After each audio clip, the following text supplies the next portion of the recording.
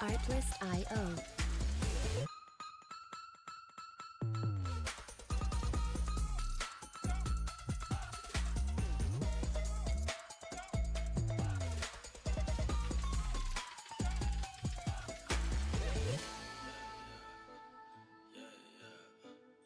Music licensing reimagined.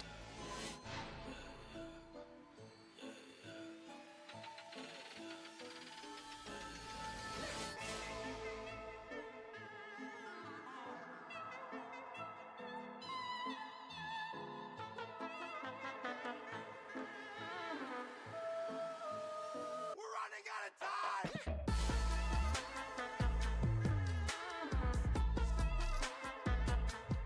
Artlist.io.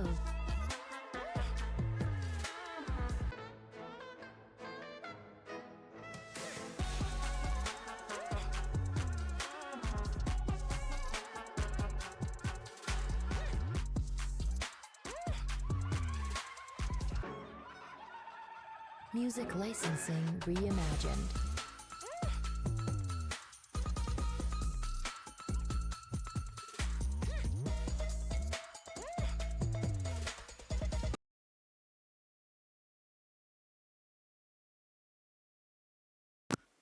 Okay, there you go.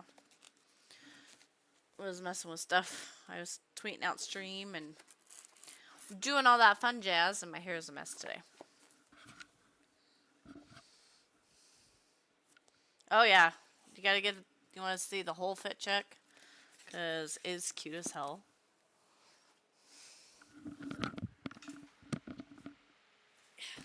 Ooh. Actually, stay there. That's a good spot.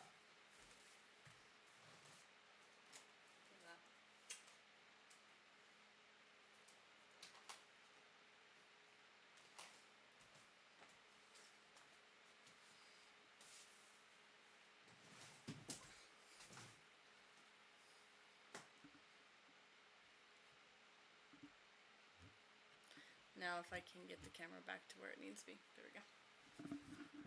And it's moving. Nice.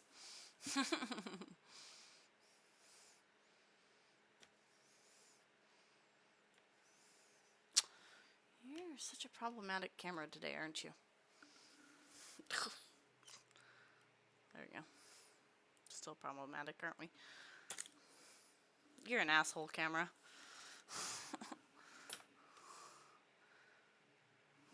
This camera's an asshole. Fine. Gonna be like that? Do it a different way then, asshole.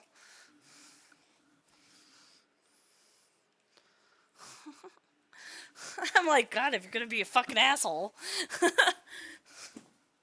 There we go. God. It's just being problematic today. It doesn't want to stay in one spot. You barely breathe wrong and it's in the wrong spot. Let me fix my hair. There we go. There we go. My hair. It's doing its own thing. So we are leaving off on a chapter 8. So for a recap for everybody that has missed part of the story. And I just forgot my soda. Nice. Callie has just fallen into the Unseelie court, and she's met her future man, Mendex. Ooh woo. Also, we discovered how many red flags this man has. So, I'm so excited. Okay. Let's do this. Chapter 8, Callie. It's been 2 weeks since I woke up in the dungeon. Unless my calculations were off, I was going off tally marks on the wall and tracking the guard shift change. At first, all I did was cry. I must have sat at the large iron bars of my cell and cried for days. Lucky red flags. Yeah, if you squint hard enough, they're beige. The police never came. Earl, Cecilia, Cliff never barged in, knocking down the iron bars to set me free. My family never burst through the stone wall of my cell to get me out. I never woke up in a sterile hospital bed to find my family surrounding me. Deep in my marrow of my bones, something instilled in me since I was a child assured me that someone would come and save me. That some type of guardian would come to help me, the police or the firemen, the army or the FBI. Perhaps a hidden sector of the government that I had never heard of before. Someone would show up to help me. A familiar face would suddenly arrive, draw me into a firm hug. My nose would be filled with a sense of comfort and safety from being smashed against my shoulder hastily. Then they would wipe my tears, tell me everything would be okay, that I would be safe. They would squeeze me tightly. The very moment their arms circled me, the tension would wane from my muscles because I know that I was safe, that they would take care of me, that no one else could hurt me. But no one ever came. Sitting in the dark, alone in the small cell, I thought my mind had left me. Days on end, I fasted, refusing myself the small meals of rice and bread I was given in glorified hopes of detoxing my body from whatever hallucinogenics or poisons may have been in my system. I wouldn't give up. From the family I still had, I would do whatever I needed to do so I could return to them. So my name is Callie Peterson. I'm a proud environmentalist and a biological technician. I was walking through the forest to get my microscope when I stumbled upon an anomaly of Luna moths in a perfect circle of destroying angel mushrooms. After stepping into the ring of mushrooms, everything else becomes less real. I live at 4313 Sassafras Road, Willow Springs, Michigan.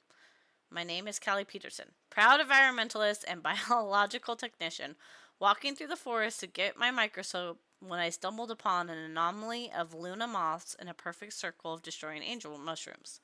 I live at 4313 Sassafras Road, Willow Springs, Michigan. I repeated this back to myself 100 times a day, refusing to forget who I was. I pressed my back against the cold stone of the damp dungeon wall, and the rigid rock dug through my filthy black dress into my skin. I closed my eyes with relief at the feeling. Any feeling other than fear and worry. My hands had been chained together by large iron brackets with long heavy chains that hung to my knees in between. They always Yeah, she's repeating to herself to make sure she's not insane.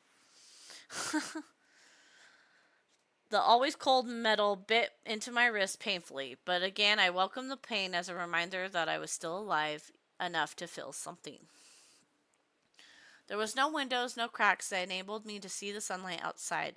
Through a part of me doubt the sun would ever bother to shine here.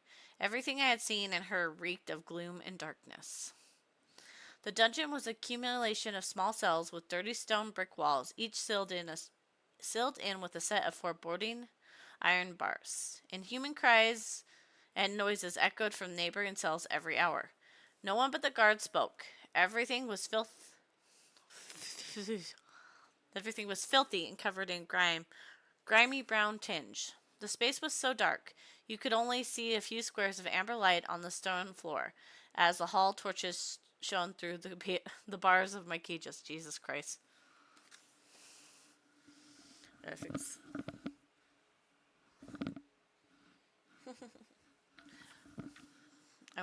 hate my hair not being real on my face, but it keeps sliding this way. So, because that's how I usually wear my hair down. This is how I wear my hair all the time. And it keeps sliding. There we go.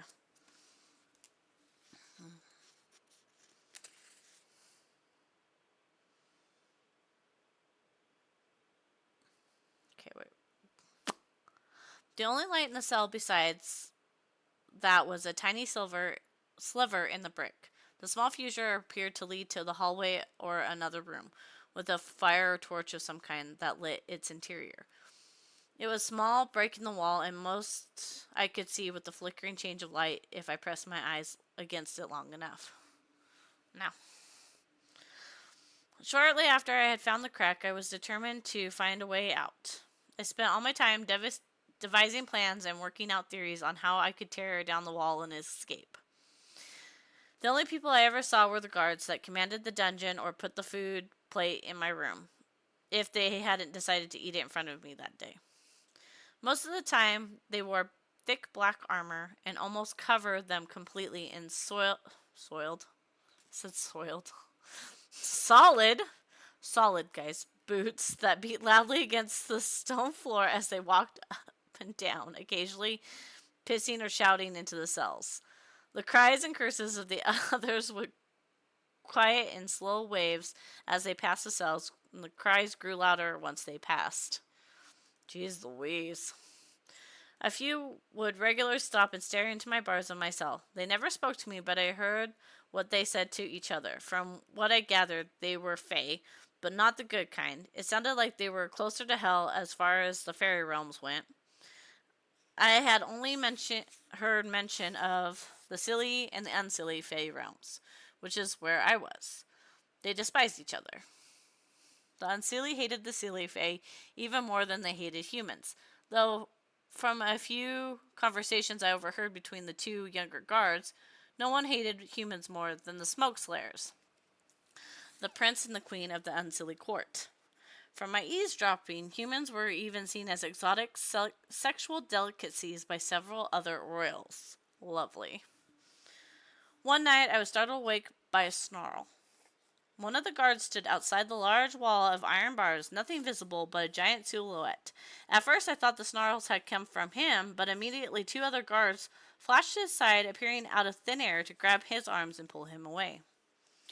I noticed the short guard from the day prior laying on the floor in a heap of armor, snarling wildly in pain. That had been the sound that roused me.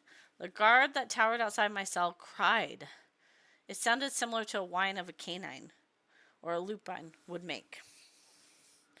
See, since I haven't read the rest of the series, I'm like, she's gotta have some sort of ability with animals. But we'll find out, obviously. I'm sure you guys won't make me stop at this one. I'm sure we'll read all of them. There is 4 now. I hurried from the cot to hide in the corner. I had no protection here. The darkness that hid me only made me feel a fraction safer. As soon as I moved, the towering guard cried louder and attempted to pull the door to my cell open. 2 more guards appeared at his side. 4 guards in total attempted to pull him away as they clamored to gain entry into the cell. I shook so hard I couldn't see straight. The mournful depths of his cries caused me to shut my eyes for a few seconds, to try to trick my terror-stricken mind into thinking that it would be all right and he wouldn't get in. When I lifted my eyes, I caught the last moment before the guards vanished, including the one on the floor. The large one in the center had pulled off his black metal helmet. For a split second, I looked at the face that cried like a dog to get in to kill me. His face was covered in fur, complete with pointy wolf-like ears. It was as if he were part man, part wolf. The dark brown fur appeared almost like a beard that had gone wild on his face. His bright brown eyes stared pitifully into mine, locking onto me as if he could see right through the darkness and witness my every move. His expression of anguish both shocked and rattled me. He looked devastated, not angry. Where had they gone? It was as if they had been there and then they just weren't. I stared in disbelief. There was an ache in my heart seeing the giant guard face. The same feeling that put my soul in a vice when I saw a wounded or hurt animal. The same feeling that overwhelmed me with the need to make sure they were safe and taken care of. Feeling stirred in my gut that something was wrong with him and I couldn't help. Why had he looked at me like that? A hushed scream sounded startled me. From the numb safety of my thoughts. A large brown rat squeezed itself out of the crack in the brick, scraping the greasy fur of its back as it squished its large body through. Rats were nothing new. They constantly scampered around the cells. Sometimes I would have 20 or more in my small cell at one time. They were sweet, and I enjoyed the little company they gave me, even occasionally huddling up to cover my freezing feet. Jesus Christ. The English today is not Englishing. They never stayed long, always running around frantically as they do. Were prisoners and terrified of the guards. Maybe they were. They seemed like an entirely different type of punishment being turned into a vermin. This one seemed different immediately. For one, it was much larger than the others. Instead of just walking through the bars, he squished through the crack in the brick. None of the others had come from there. I would have doubt they could fit. His body seemed much too large to fit through the fusure, but still, somehow it did. What do you mean, did you miss a lot of stuff? Well, not that far. I'm like, wait.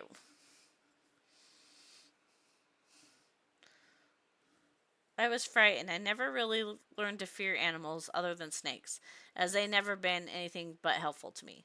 They seemed to seek me out even, and I welcomed it. In truth, they were the only friends I had at times. Oh, no. This one was different. From other reasons, entirely other reason, I would soon learn. He spoke.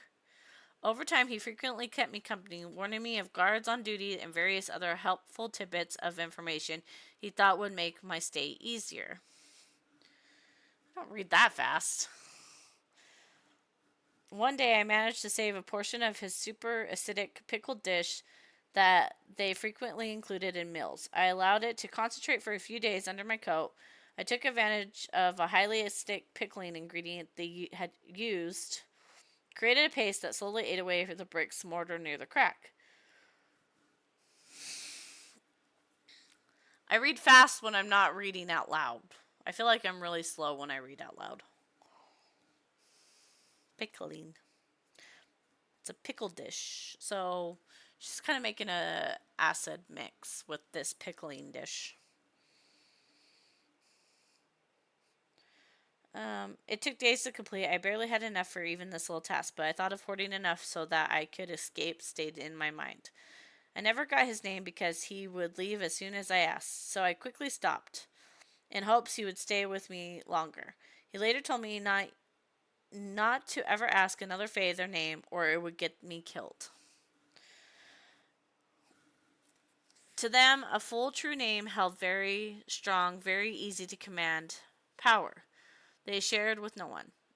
Not even husbands and wives typically exchanged this information.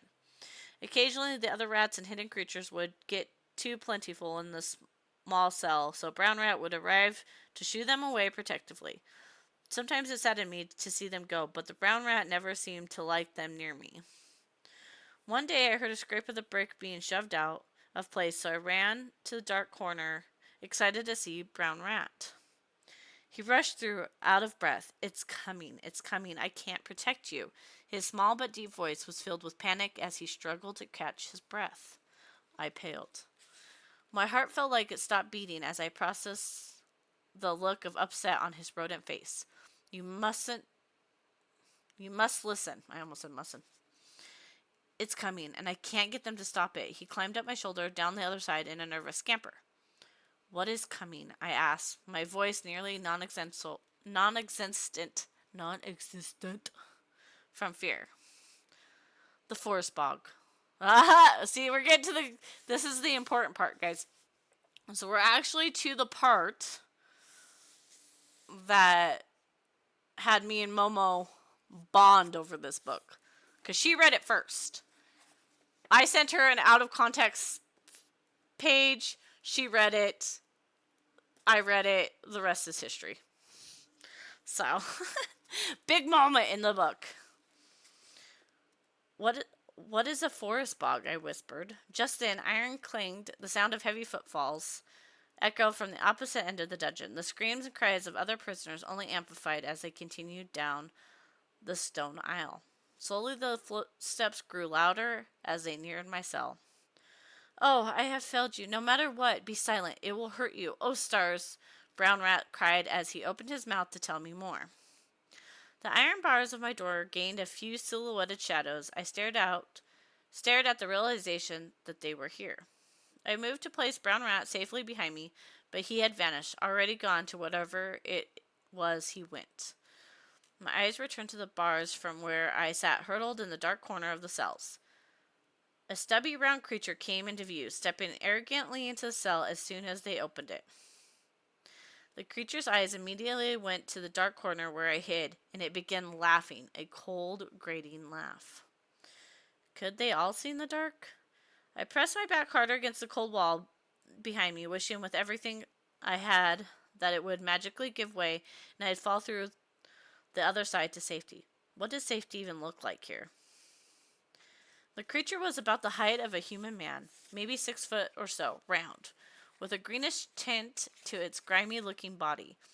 It looked like a cross between a toad and a human with no hair on his head. No ears that I could see, but giant bloodshot green eyes stared back at me with a look of wrongness. The eyes of someone who only held malice in their heart.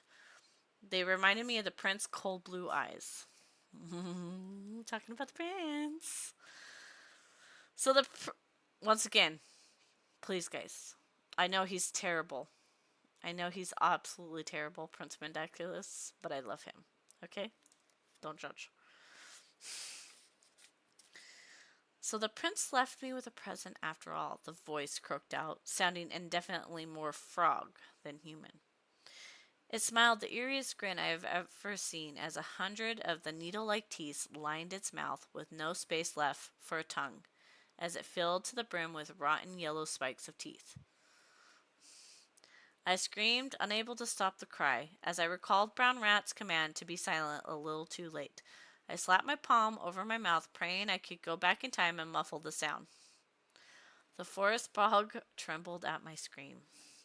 It dropped to all four abnormally long legs, greened around, green head to one side. Red flickered in its eyes before they returned green while he continued to watch my every move. Oh, this is... Anybody that's lurking, I'm sorry.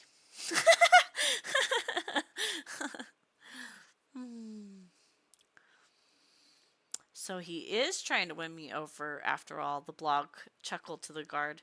Her terror is so palpable. I could spend an eternity in this dungeon simply for the delicate scent of her fear. I kinda am, because this is very revealing. Prince Medex said he doesn't care what you do to her, but once you are close to ending the assassin, His Highness demands he be called upon to make the killing strike. The guard mumbled matter-of-factly as he locked up the bars behind the hideous creature. Watch it if you shift to an animal, Bog. We've been having problems with animals and shifters being drawn to her. The assassin is dangerous. That's why Mendax is gifting her to you, he mumbled, double-checking the security of the sturdy iron lock. Drawn to her?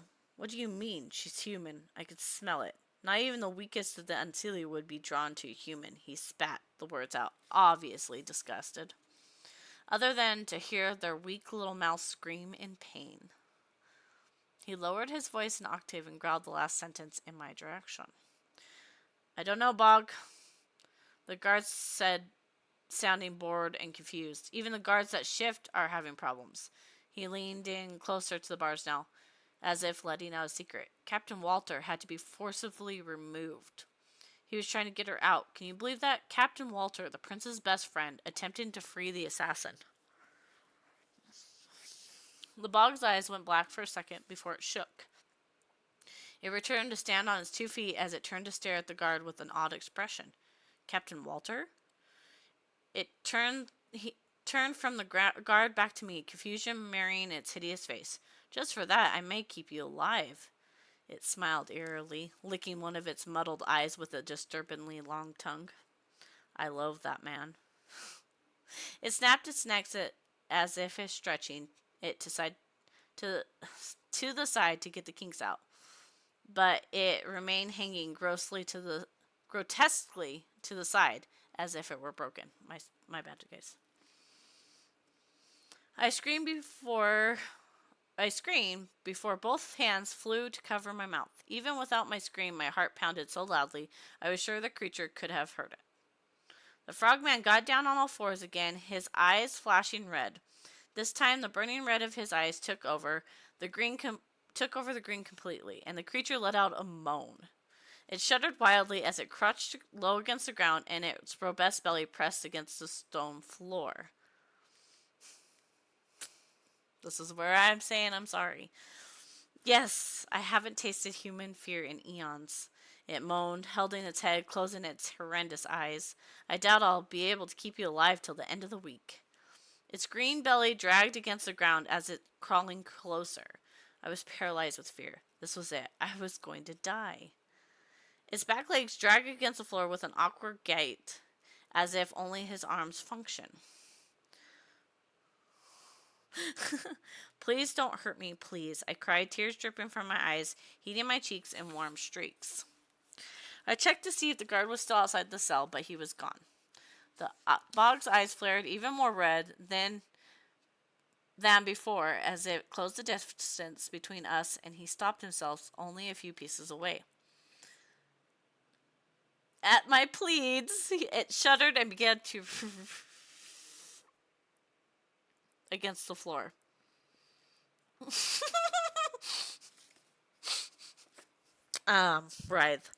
Writhe against the floor.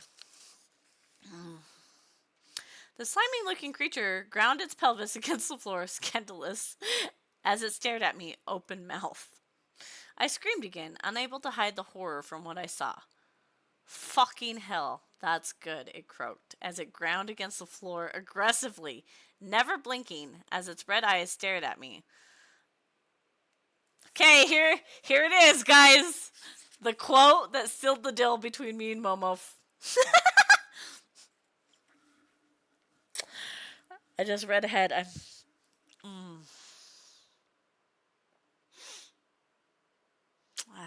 goodness gracious. I'm going to empty that weak human skull of yours and fuck it.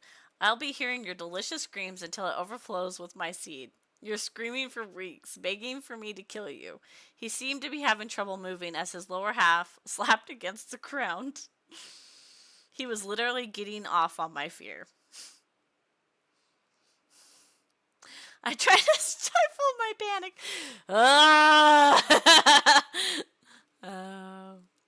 I knew this was coming. Like, I knew.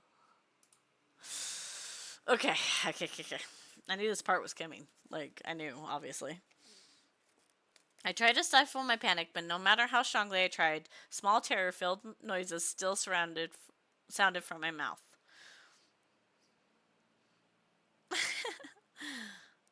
I shoved my dirty dress down, desperate to cover my body from this disgusting creature's view, though I knew the skin that I showed wasn't what's getting him off. It was my terror. I finally succeeded in silencing my whimpers. This monster would not get anything more from me. I would see my family again. I will leave this place. I refuse to allow myself to believe anything else. I shook like a leaf in a windstorm, causing the fizzy bits of my loose hair around my face to tremble violently in my eyes. The monster ceased thumping to narrow its vibrant red eyes at me.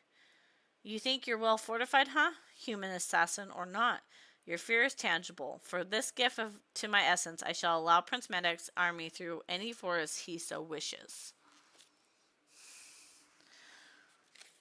Though I will most assuredly not be allowing him the killing blow. No, that is mine also.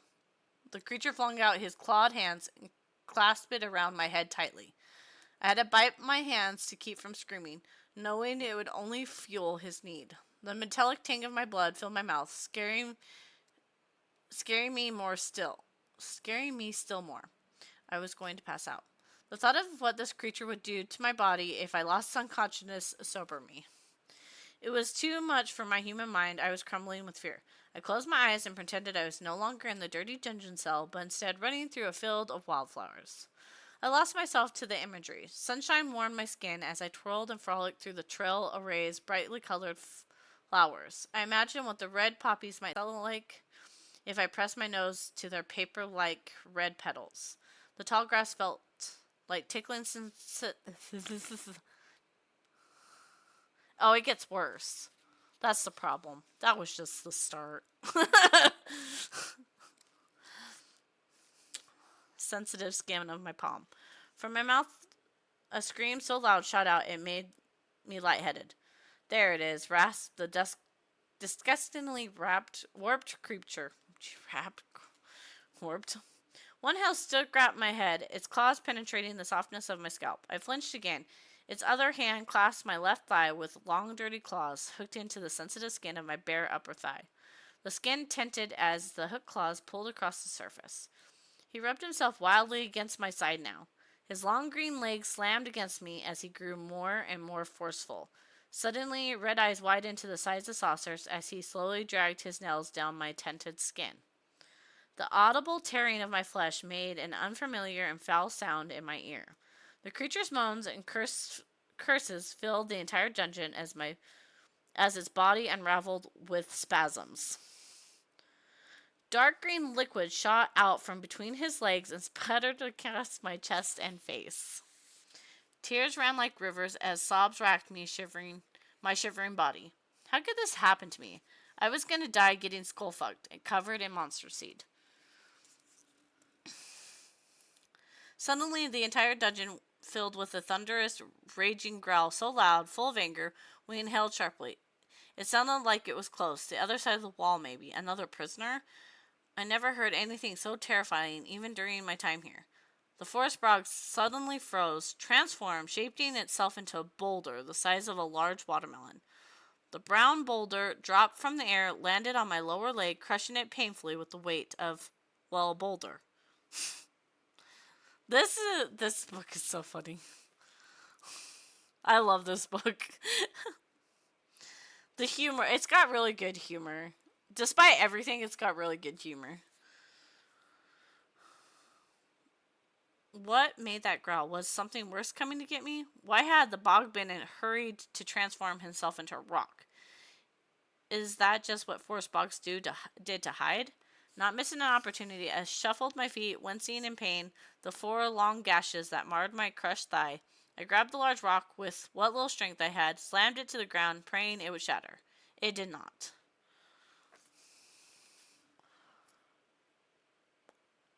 I tried several more times to no avail until I settled on rolling the rock to the opposite corner of the room, behind the only other cot in the room. As I was deciding how I could tie the rock up, it shifted again. Short-legged creature, no taller than my knee, scowled at me from where the boulder had just been. Don't think you're out of my grasp, human. His anger may have saved you today, but your erotic terror is too delicious to be blanketed by it for so long. Sleep well, human. Don't make a sound, or I will wake extra ravenous. The now log-like creature had closed its black eyes, done with the conversation. I scrambled to the corner to hide again as I tried to staunch the blood, all while waiting in fear for what else was to come. Chapter 9. Callie. The damp stone floor of the dungeon made it hard to keep the tiny cuts of cheese on my tiny charcuterie board I would have been making. I suppose it was less of a board and more of a loose brick from the back wall, but Brown Rat wouldn't mind. I laughed out loud at how cute it looked with the little bits of cracker and honey I had saved from my meal yesterday. I quickly looked over my shoulder to see if the sleeping bog had heard me. I hadn't slept all night, too afraid to close my eyes for the fear the forest bog would wake and fulfill his promise. I gently poked the open, bloody wound on my head where he had hurt me. Somehow my wounds had already started to heal faster than they ever had at home. Oh, you can only get the German version. I pressed my fingernails sharply into the wound and bit the iron cuff around my wrist to stop from crying out. The metal tang of blood and iron swirled in my mouth. I still felt something. The iron chain between my cuffs clanged loudly with the movement. I stifled a cry as I squeezed my eyes shut and listened in terror. Had I woken the bog? A stray tear fell from my crinkled eyes as I shivered and quickly attempted to shove myself deeper into the dark corner where I hid. All night, thoughts of how to escape the cell and the forest bog tormented me. All night, I had to watch his sleeping form for signs he was waking. Fear never left me, even as I tried to feed Brown Rat with a meal one last time. The bog would not sleep forever. When it woke, it would kill me. I knew that. Gosh darn it. Sorry. I feel like I'm going to sneeze.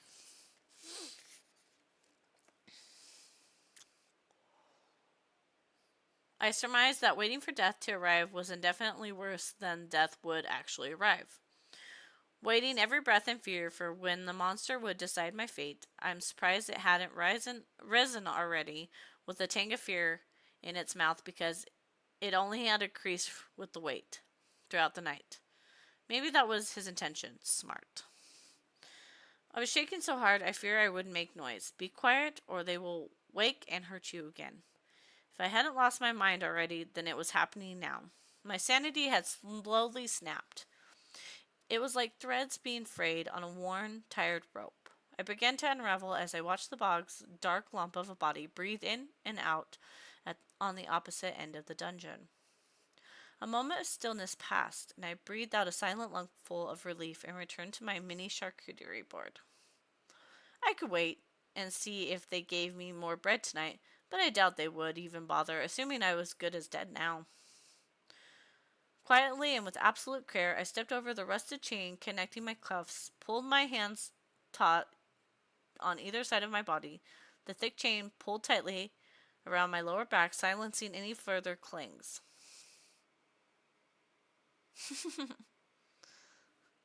I moved the small brick of food to the crack in the cellar wall where I had previously removed the brick. I sat my body down silently in front of the gap and waited patiently.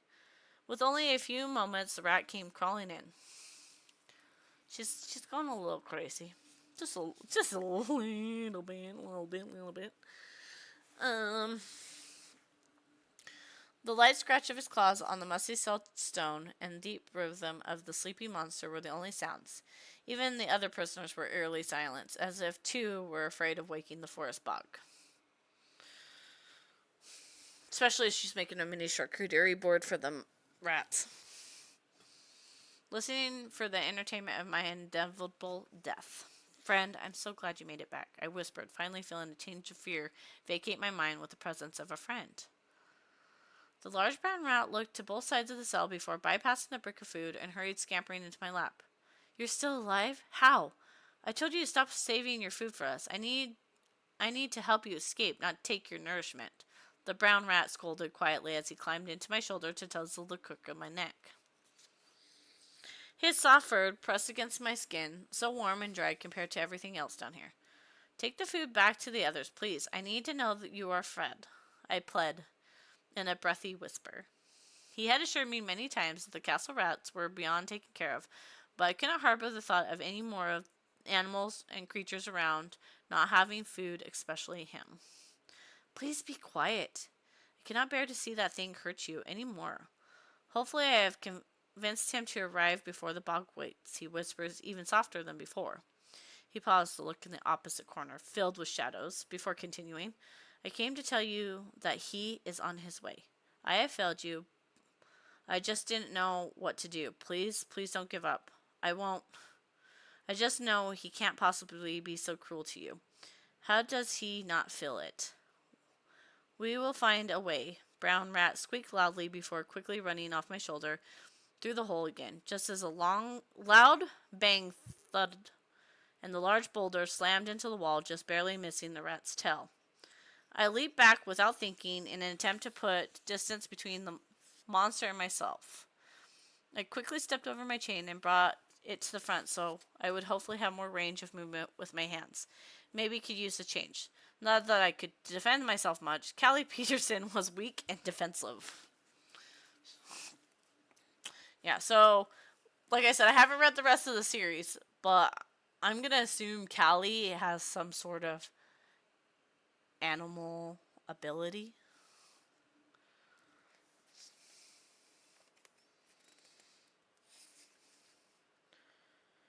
What did I tell you, human? What did I tell you would happen when you woke me? Rumbled a scratchy voice. It was haunting. It was pitched both too high and too low at the same time. Nothing human sounded similar. But then, I suppose, he was not human after all. I stopped breathing for a moment altogether. It shifted with a tremble and briefly transformed into a few other various creatures before turning into a squat tree stump-looking creature no taller than my hip. Brown bark-like texture covered its long body save the angry tan face and arms and hands. Because the forest bog even says she's human, but the animals are acting strange around her.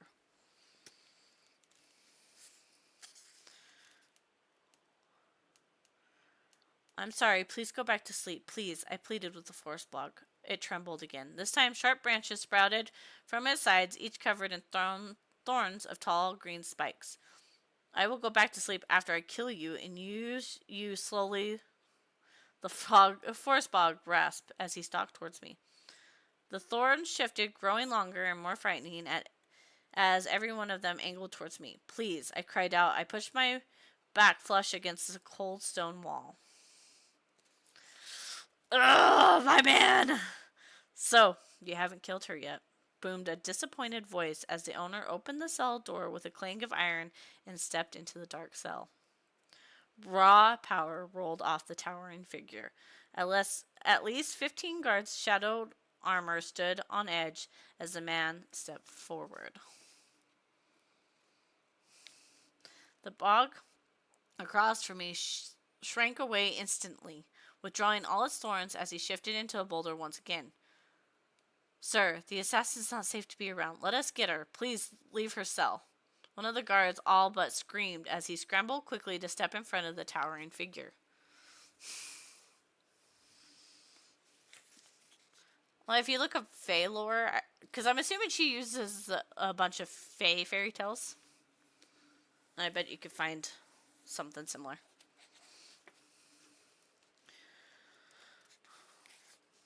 He seemed to suddenly remember himself and left the cell to watch from behind the iron bars. 5 other guards entered his place.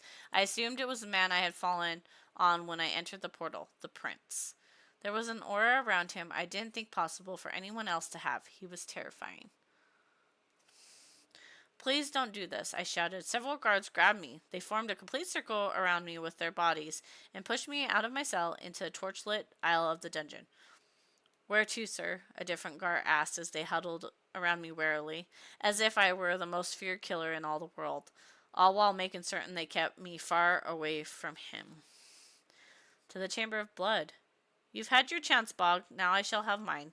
I've grown tired of keeping her, and it's just a place to kill her, the prince said nonchalantly, as if he were speaking about the weather. The iron slammed behind me. I craned my neck to see where we were going, but I wasn't able to see anything past the cluster of armored bodies that surrounded me. Several sentries held me up as we walked. They moved their tight huddle, shoving me forward.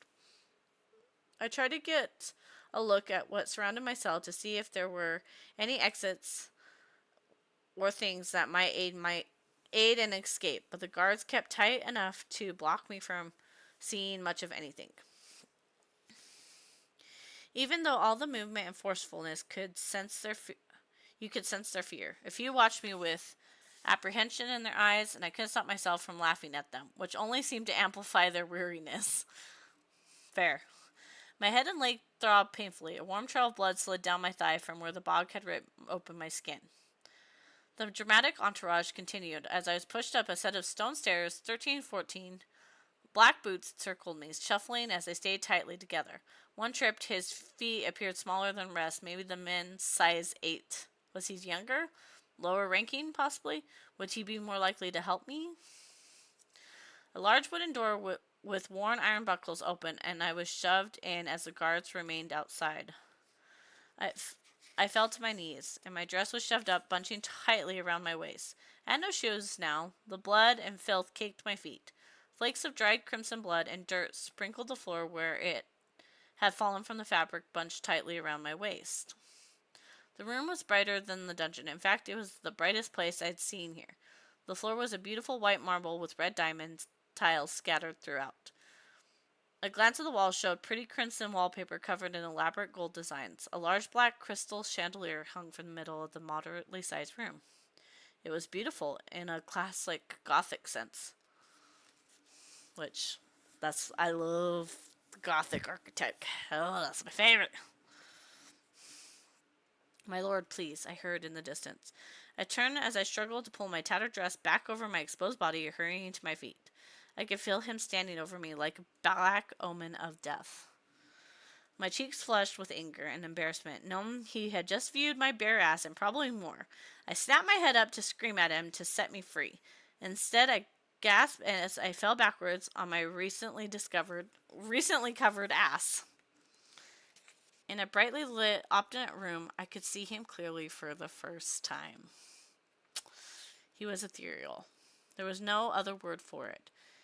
His head was free from any helmet, armor, or mask.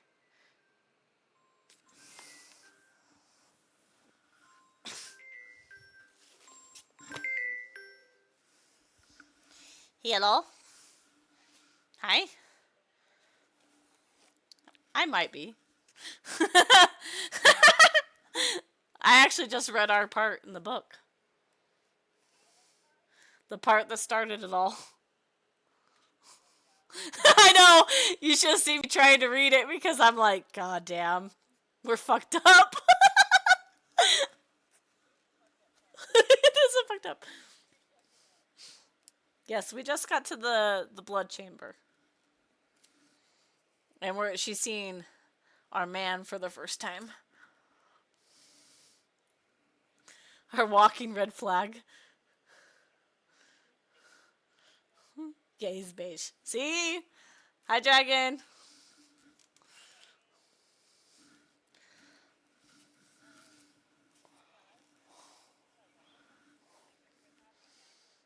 Yeah. What?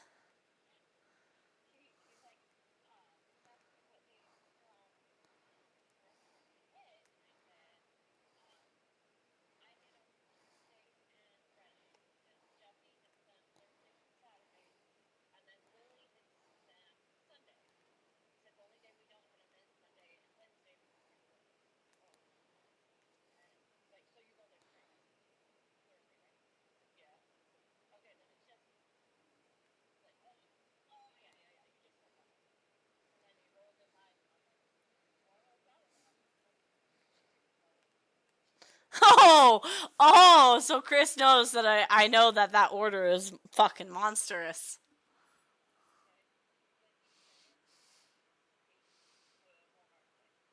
Are you kidding me?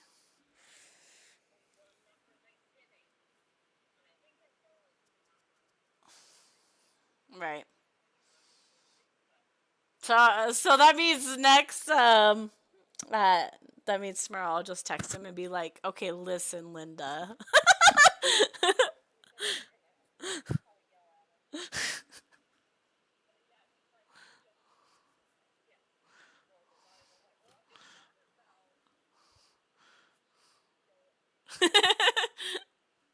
Oh, he knows me oh so well. Did you tell him I got to hang out with Chet all day?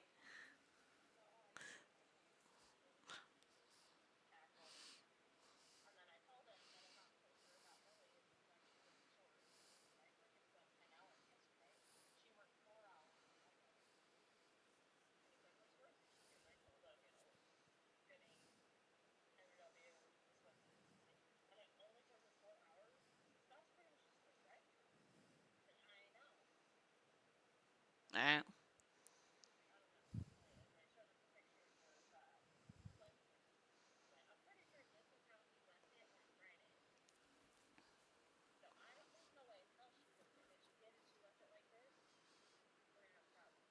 Right. Well, and like I said, I accidentally missed it. I think I just autopiloted. I think that was my biggest. Right.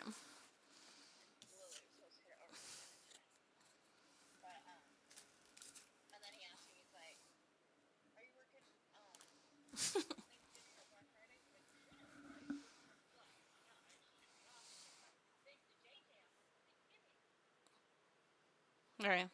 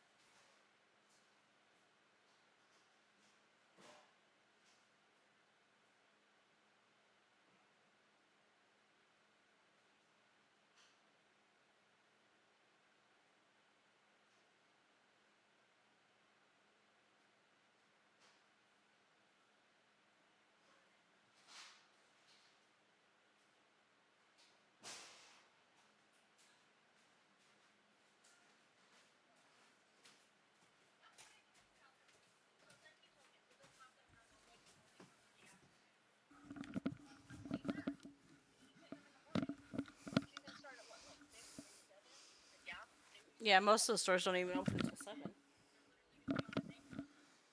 I know.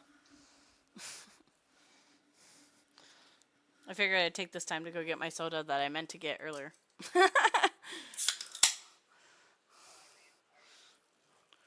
But yeah, even Chris was like, "That's fucking stupid." I said, "We've never got too cold on Thanksgiving Day." No. I said, "The first year that I worked here, I didn't just work Thanksgiving Day. I did inside and I did out of town, and that was the biggest waste of our freaking time ever." I said, "We walked into those stores and walked right out." I said, "We also did those stores the night before. That's how I scheduled it again this year. They're doing it the night before, so there's really no point in them going in first thing Thursday." Yeah, because I had decided I was working Wednesday night next week just to make it easier. It just went better when we did that. Right. Yeah, and I freaking told Chris, I was like, "It's fucking stupid." He's like, "Well, yeah, especially because you're already in the schedule. So yeah, nobody's gonna want to work Thanksgiving Day." He's like, "Plus it's pointless if she's already doing the mornings." I said, "I know." I said, "So now I'm working it." He's like, "That's fucking stupid." And you'll probably be. He's like, "If I were you, I would just go to like Winco and Fred Meyer and call it a day." He's like, "You're by the time you get started at 9 o'clock, she'll be at Smith's." Right. He's like, "Or Albertsons. She'll probably be at Albertsons or Smith's." He's like, "There's no fucking point." I said, "Right." I said, "And Walmart's closed that day, Yeah. so it's even less. There's even less point." Right. Like, I'm literally gonna walk into the stores and walk out. Yeah. It's stupid. I'm so freaking irritated. I haven't ranted to Dad about it yet. Maybe I should. I'll probably give JJ an earful on Friday Right. because I'm sure JJ's coming home. No, I'm sure. Ah, piece of It Chris got me all fired up again. happens. It happens. I love Chris. He's so afraid I'm going to yell at him tomorrow. That's cute. I rolled his eyes and I was like, "What?" And then he did his little puppy shit-eating grin as she did yell at me. Well, it's Like, probably. "Why? What'd you do?" And I knew because Dad had heard Right. 1,500 people got drowned. Right? I'm like, "What'd you do?" He's like, "I heard your baby basically going to Walmart and stuff." That means I have a palate. I'm like, "Ugh." And then I told them, I was like, about, all the messes that I had in the back seat. I said, somebody apparently had Subway and decided to leave their trash in our back stop. I don't know if it was our guys or if Tech's just being Tech. Right. And then I told them about the Rolling Rocks. I'm like, they were stacked straight up instead of slotted backwards. And when I pulled them off to take them out to the shelves, I saw all Okay. the freaking flaps broke down hiding behind us. Yeah, the guys went out. Oh, guys went out of their way to be lazy. Yeah. And I said, I don't know if it's our guys or Tech. And honestly, I think it's our guys. And I'm not too impressed with them anymore. He's like, yeah, they've been pretty worthless. Yeah. Anyways, I'll let you get back to your stream. I'm sorry I interrupted. You're okay. Just had to tell you Chris was talking shit. I got to show off my outfit and I know I need a bunch of people to do that. feel like a queen. Yeah. Yeah, we're just getting into talking about our boyfriend. I think he's wearing your boyfriend. It's fine. Hey, it's our boyfriend. Because It's a little too much for me sometimes. I know, but it has to be our birthday. It has to be our boyfriend because of how crazy he is. Okay, like I can't. I need to share the responsibility with someone else. You need to split the crazy between the two of us. Yeah, yeah. Split the crazy between the two. I don't know if I could handle that. I I think don't- the turn off would be murdering him. yeah, I think so too. But he's got some qualities. Some qualities. Quality. Quality. He's got some. I He's wish I could have said that. got some redeeming qualities, okay? Mm-hmm. We will talk about them in this book. Yes. Maybe.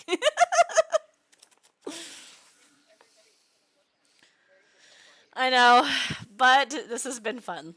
Regardless, even though I suck at reading out loud to everybody, it has been fun. It's such a wholesome, yes, very family friendly. And all thanks to my mother. Thanks, Mom.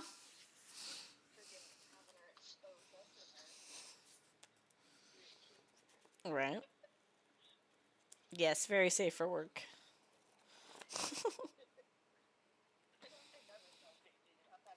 Oh, no, I don't think so either. I would not tell him that I listened to that book at work. Oh, God, could you imagine?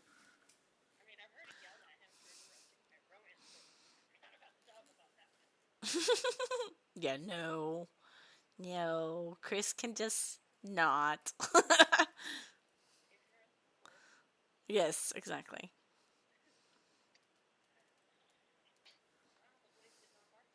Yeah, I didn't hear them.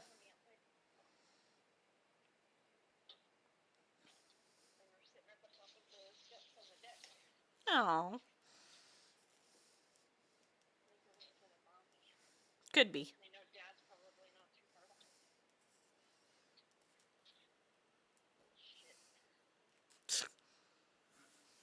You be nice to the dogs. You be nice to the dogs. Hmm. They are not. They're good boys.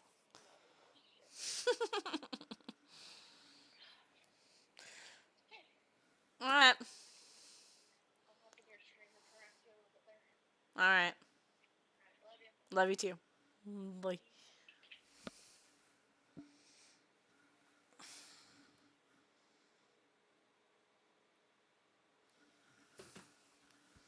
Yes, very safe for work book. Oh, shit. Fluffy hair. Fluffy hair! Okay, there we go. Okay. Okay. His skin was a stark contrast against his black as night hair. A lock of it fell over one of his eyes. In the light, I could see the color easily. Cold, icy blue. So light, they almost appeared silver. But no, they were unforgivably pale blue. No mistaking them. They glared at me with a force I was certain must have been laced with magic as they pinned me to the spot, his head tilted to the left ever so slightly, giving me a predatory movement as he stared at me with a bored, irritated expression. I've never noticed a man's jaw before, probably because they haven't looked like his. I couldn't seem to shift my eyes to anything other than his face and neck. He swallowed under my scrutiny as if taunting my obvious internal war. The action caused a feathering of muscles, a small dip of his Adam apple down his masculine throat. Since when was I attracted to a jaw? Was that some fey trick? Some type of magic they used to trip up humans? His body was much larger than any human male. Were those his broad shoulders? How much armor did he wear? His waist seemed more trim than bulky, filled out with hard ridges of muscle. He wore no armor, yet somehow managed to appear more impending than those around him. Some jaws be extra jawy. True. Wu Young. Wu Young's jawline. That's a chef's kiss right there.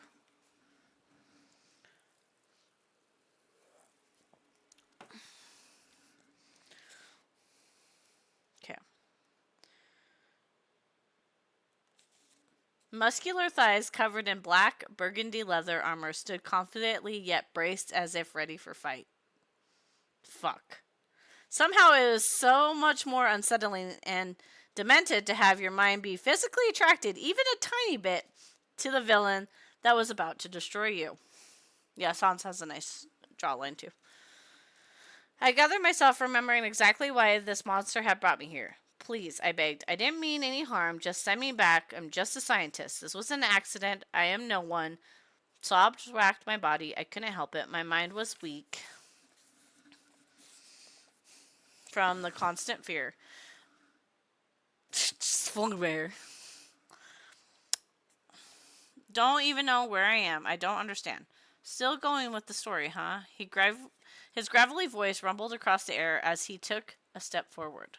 His wings were nowhere to be seen now, and if I passed him on the street, I might think him human. No, that's not true. There was just something godly about him. A rare air of sorts wafted from him, letting everyone in the vicinity know he was the most dangerous and powerful thing. It made the hair on my arm stand on end just being near him. No human would mistake him for anything other than a powerful predator. He was almost too beautiful to pass as a human. A dark glint in his eyes didn't seem to connect to anything within him. His eyes held no feeling or empathy, nothing that would give him pause before he killed. It was hauntingly ethereal in a menacing, frightening way. I shivered. It's not a tell. I'm not supposed to be here, I stammered. This could very well be my last shot to convince him to set me free. Oh, do I agree, human?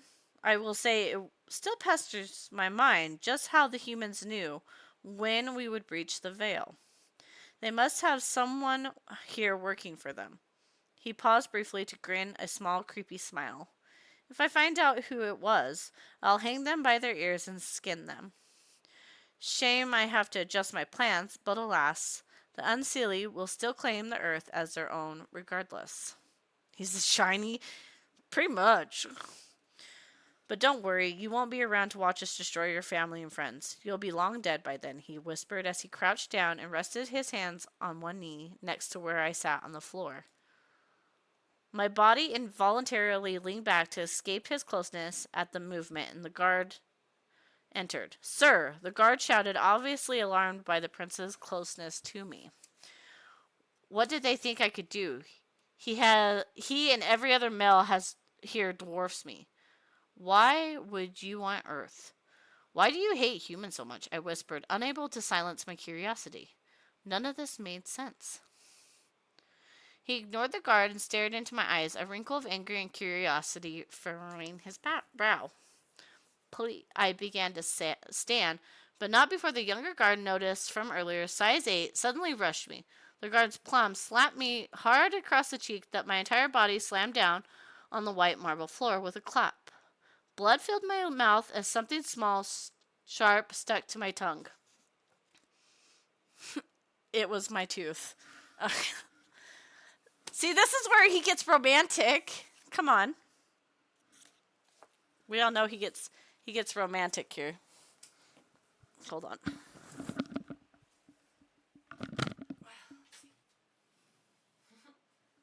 Hey, romantic.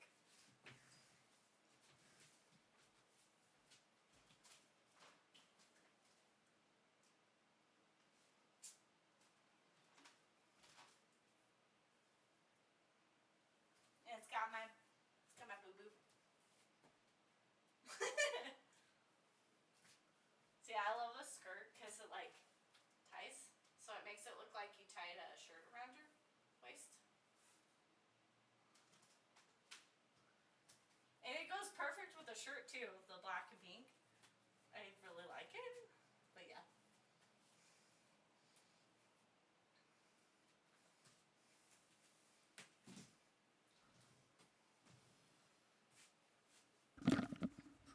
It'll look good.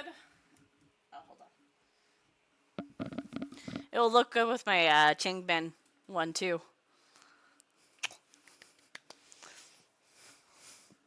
Because my Changbin one has the heart, and it's black too.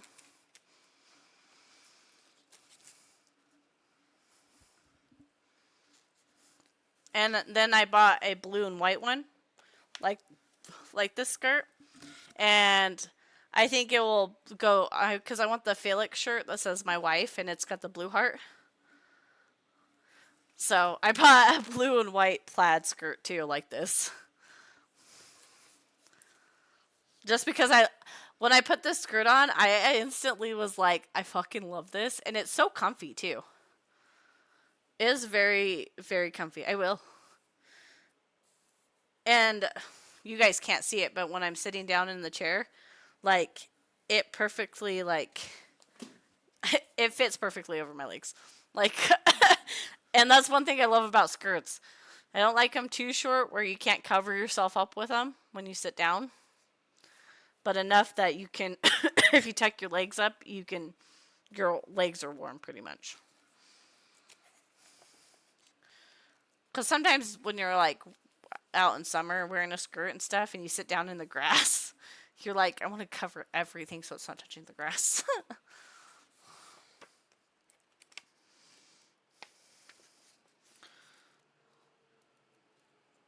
The young guard had hit me so hard that he knocked out my loose wisdom tooth.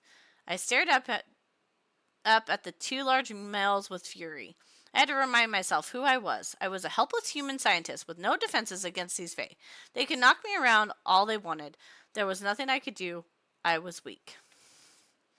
The prince, still crouched on one knee, glared at the guard who had slapped me. Oh, did we finish the dead space? Oh, we're almost there. Thank you guys for contributing. His gaze held an irritable look. Looked like it had offended him that the guard had thought he needed help. The young guard nervously slid himself back and away from the glaring prince. The unseelie realm will take Earth because it is due to us. He turned his eyes away from the hiding guard and focused on me again. It's close, very close. When our space was divided, tell me why the Seelie were granted access to Earth but not us. Because we are filled with darkness and they are filled with light. Most human darkness could rival ours. The only real difference is we have the power and longevity of immortal life to back it up. Not the fragile impending morality like you. So very easy to kill, he said softly. A vein had begun to pop forward in his forehead, causing him to appear completely unhinged. See, this is why Momo and I have to share this boyfriend. I didn't dare make a single move other than to tremble. How much more of this realm terror could I take? When no more hits came, I slowly rolled away from him, but kept my eyes locked with his. I spat out the blood and sat back, pressing my loose tooth into my cheek. Maybe I could use the calcium or phosphorus for something later. Something that could get me out of here. I laughed chaotically as my tongue trailed over my hidden tooth. The scared faces of the guards flinched with every move I made towards the towering prince. I couldn't suppress the laughter anymore. It was absurd. My laugh grew hysterical, louder and louder as I watched their terrified faces. I did more than just laugh, though. I felt it. It's when I knew I had truly gone mad. That was the first time I had felt the madness. What is it like, Prince? I smiled at him. As I canted my head and blood dripped from my open mouth. To have your guards terrified of an innocent, inconsequential human. I shifted and rose to my feet, not caring how close I was to him now. I was going to die soon enough, so what did it matter? He bristled and tensed his body as quickly and moved to stand next to him, so close I nearly brushed against his gloved hand. The timing left him still kneeling. As I stood, I looked down at him for a moment before I gave him my back. Tears leaked from my burning eyes, even though a smile remained. You turn your back on a smoke slayer, he whispered, and heard him stand. You're much dumber than I had initially thought. You didn't even try to block or overpower me. What a waste of time you are. At this point, I'm forced to believe that humans just want to be rid of you. His words echoed in the room like a sound system, full of power and arrogance. Unseelie Prince, I needed to know. Even in my death and madness, my curious mind refused to comply. What exactly are Unseelie, and why do you need a prince? I asked, turning back to face him. His blue eyes flickered a moment with confusion as he tilted his head slightly and clenched his jaw. His full black brows pinched slightly before returning to their statuesque state. Why not? I'll play assassin. You currently stand in the blood chamber of the Unseelie Kingdom. The most evil and deadly fairies and creatures beyond the veil bow only to me, their prince, and soon to be king.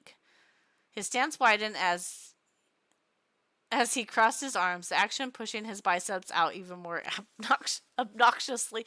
I was just sitting there picturing that, and yeah. Yeah. Yeah. Dirty thoughts. I was being a little sussy-wussy there. I should put the Pikachu sus on Twitch, because yes, this is a dark romantasy.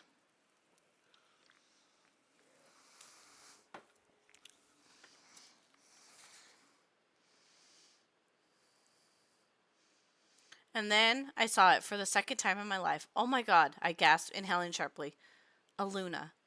Had it been here the whole time? It fluttered its wings slowly as it rested on the shoulder blade of the cruel villain. I only saw the tip of the beautiful green wings that stuck above his ridiculously wide shoulders. In pure awe, I forgot myself and scrambled to get a better look. I ran around to see his back before he could turn. 3 Luna moths clung to the black leather of his large back. He turned quickly. The movement caused them to flutter. Their giant green wings, always slow, controlled. 2 flew off and landed on the scarlet walls of the chamber, leaving only one to crawl on his back. My God, I whispered in complete amazement.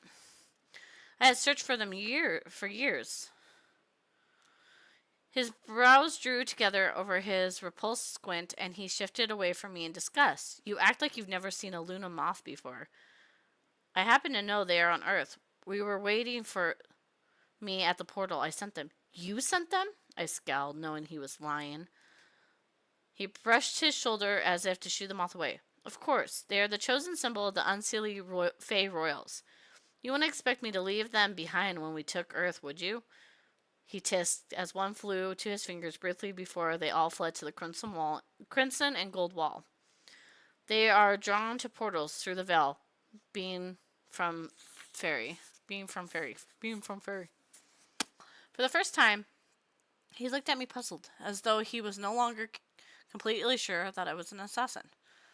They are the most beautiful things we have on Earth, I muttered, staring at their bright wings before I turned to meet his gaze. Shame they come from someone so ugly.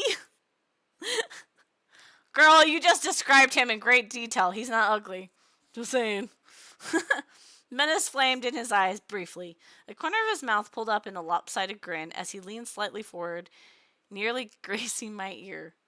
I happen to know the only place I'm ugly is on the inside, he whispered. His voice sounded sinister, like he knew exactly how evil and beautiful he was. He watched me for a moment with a grin. His pale eyes danced with caged madness. Send in the cattle 9 tails, he shouted to the guards at the doorway. I've thought about you a lot these past few weeks, human. I thought about how much I want to hurt you, how badly I ache to feel your weak neck give out and collapse under my grip. But then I was reminded how inferior you are as a human, and I refuse myself the joy of killing you, if I cannot feel your life fade away on my bare hands. Unfortunately, as a shadow slayer, I am forbidden from touching you, forbidden against soiling my royal hands with human remnants. He flexed his gloved hands, as if his restraint was fading already. The only one truly fit to kill you is Lord Alistair Kane, the most feared monster we have in the House of the Unseelie Realm, next to me. He is what gives our monsters nightmares, my personal assassin. A chill ran through my bones. The room felt like it grew smaller, the air harder to inhale. Why bring me out of the dungeon to such an elegant room just to kill me? Why not leave me in the cell? Much easier to keep the trash in the can, don't you think? I bit out. That scared me.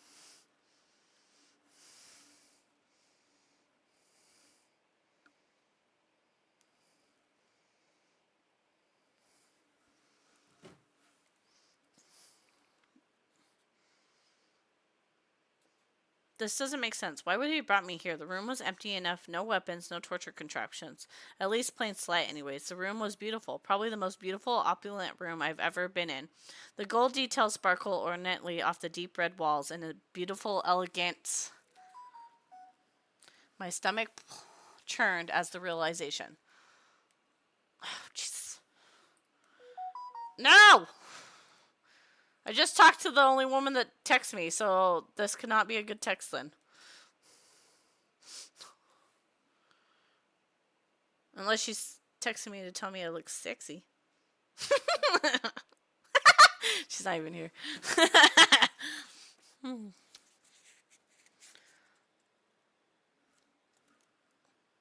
His mouth thinned as he smiled at me. Very impressive. One of the few to figure it out before their own blood paints the wall. His watchful eyes were so penetrating against mine now, I couldn't help but step away from him. My body's primal instinct set alarms and sirens off to get as far away from the look he gave me. So I'll be listening now.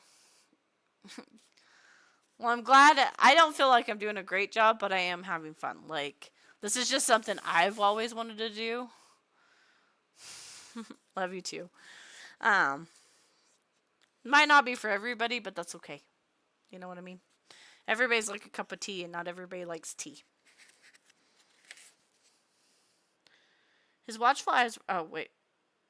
What is the gold then? Ground teeth? I needed him to stop looking at me like that. I spat the tooth that I had been cheeking at him with as much force as possible.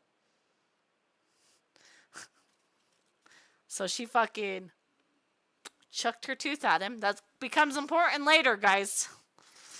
A few loud slaps of thick glass surrounded behind us as the guards drew their weapons. Weapons I didn't understand. Long, bat-like sledge of iron, what appeared to be simple glass balls full with black smoke. With scary fast reflexes, he reached a gloved hand up and caught the tooth before it could hit him in the face. Teeth? No, but your decorating ideas are truly inspiring. Maybe we have more in common than I thought. He looked at me another moment and placed my tooth in the pocket of his black tunic. No, pet. The scarlet is human. The gold, as I'm sure you very well know, is Seelie blood. Beautiful warm glint to it, wouldn't you say? Like liquid gold. He smiled at me, but it was only his mouth that held the smile. His eyes were once again empty and cold. The way he said Seelie left no need for interpretation about how he felt about the other Fae. If you're unseelie and horrible monsters, are the Seelies God? Is that why their blood is gold? I asked. I couldn't help it. My mind never stops asking questions. It was part of why I became a scientist. He growled at me. Actually growled. I froze at the sound, my pulse in overdrive. I'm certain they think themselves gods in the sense.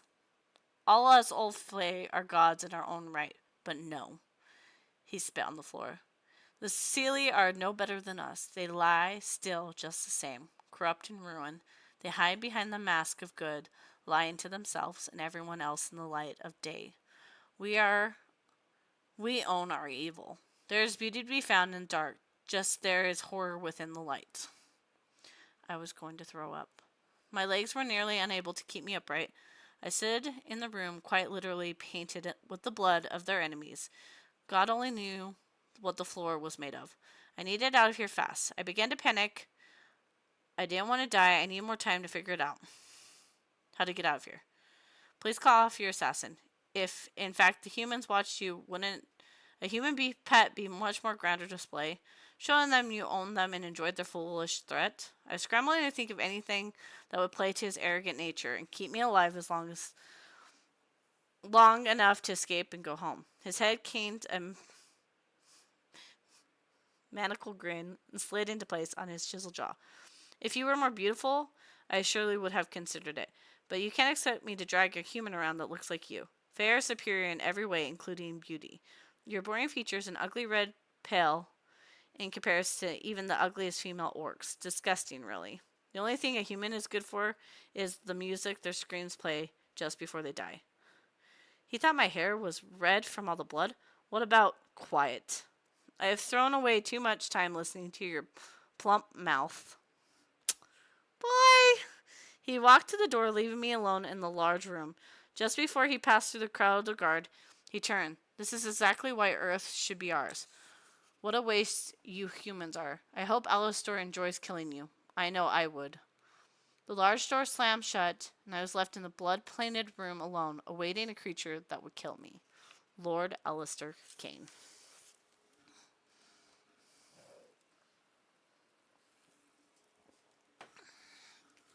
Chapter 10. Callie. The room was still and quiet. I jumped when the wall creaked behind me. The panel of scarlet and gold walls slid open. A thick black smoke rolled into the large room. I was prepared to run into the smoke with the thought of catching the assassin off guard, but immediately rethought my decision upon remembering he was an assassin for the crown. I wanted to be as far away from him as possible. My eyes darted about the elegant-looking room. It held nothing I could use as a weapon, not even furniture to hide under. I hastily slammed into the nearest wall and flattened my body against it. I crouched low, praying I would get my wish and become invisible. I was so tired of being frightened. The black smoke swirled from the wall opening as clouds bellow into the marble floor. Interesting. Black smoke. A hotter fire than normal converts more fuel into elemental carbon. Oh my goodness. That forms into tiny particles that absorb light and appear as black smoke, at least in the human realm. The blacker the smoke, the more volatile the fire, generally speaking. Most fires, like camps or kitchen fires, produce white smoke. I kept that knowledge filled in the back of my mind. I craned my head to get a better look, but could only see the smoke-filled shadows. I knew he was inside, though, because the wall panel slid back down with a loud clang. The smoke billowed across the floor, but still I saw no man. A low, rattling growl sounded beside me as I stared at the wall panels. I spun, uncertain of how it had passed by me unnoticed. The coat of a large black panther glared blue. It was so dark and velvety. Its head was aimed at me, lower than its body, ready to pounce. Large golden eyes gleamed against the shadowy fur on its giant face. Small black irises tracked my every breath, flickering slightly as my chest rose and fell rapidly. Long, clear whiskers shot out from either side of his nose like a normal panther. Rounded ears sat positioned slightly away from me. It was going to pounce. Up until this point, my mind seemed determined to categorize it as a normal panther. What a foolish thing to do in a fairy realm, filled with magic and beast. Where a tail might normally be, sat 9 powerful tails, each of them a glistening tip poised in an arch aimed at random spots on my body. It took me a moment of curiosity, wondering why they were aimed at random places, before I realized they were all various points of my body where a puncture would kill me instantly, especially after being injected with what I could only assume was poison dripping from the sharp tips. The sharp curved points formed a threatening vision. They were all black, but reminded me of liquid metal dripped in ink. Had I seen the tail, I would not have been so stupid. I would not have been so foolish enough to have attempted what I did, though, to be honest, I hadn't been thinking at all. My body simply reacted. I reached my hand out and quickly, without hesitation, rubbed its furry black cheek. My fingers rubbed the soft pad just under its rounded ear deftly, and suddenly I had no fear. I only ever felt peace and magic with animals, foolish as it may be. Bubblebutt, thank you for contributing to the dead space. Even the scary ones were still in need of kindness. The moment my fingers touched the creature, all my terror seemed to evaporate. I suppose this was true madness looked like after all. Large black cat hesitated only for a second after my touch. I hope you're having a good day, Bubblebutt.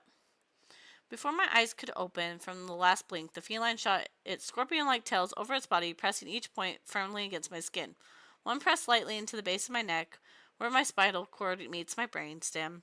2 on my neck at the carotid arteries, 2 under each armpit by the axillary arteries, and 1 at my heart, and 1 at the right side of my body at my liver, and 1 at the side of my groin in the crook of my leg. What was that? Oh yes, the femoral artery.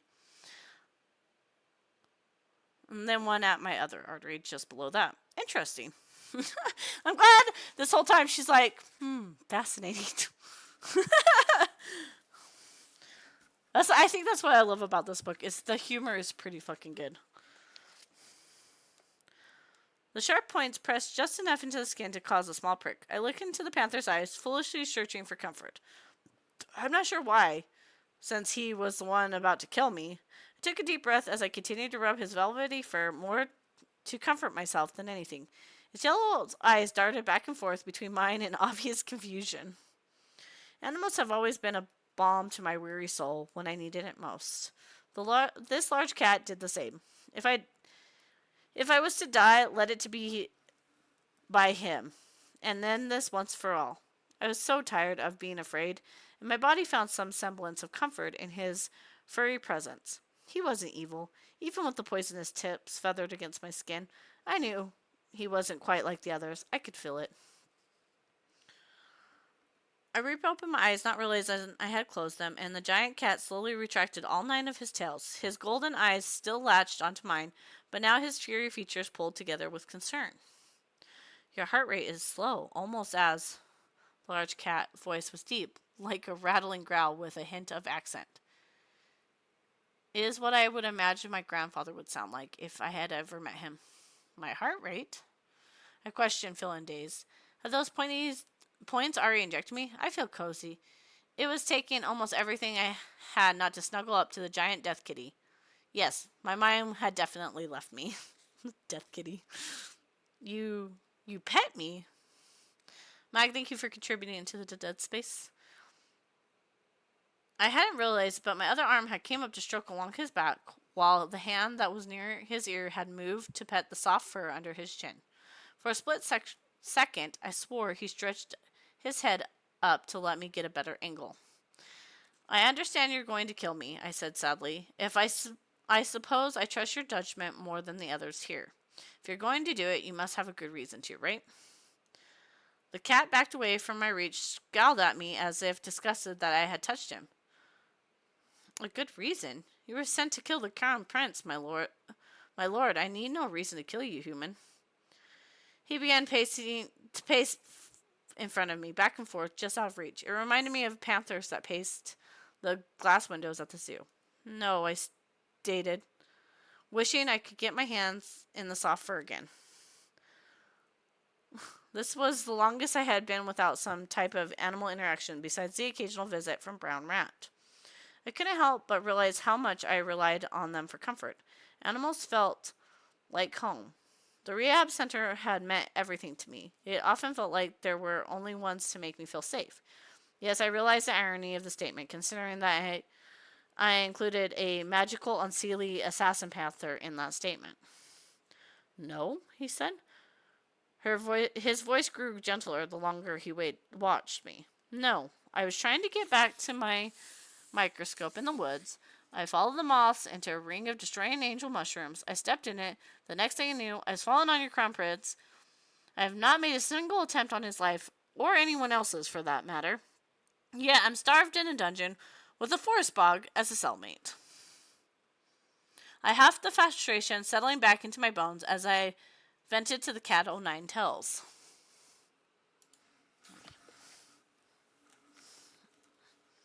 Whoops.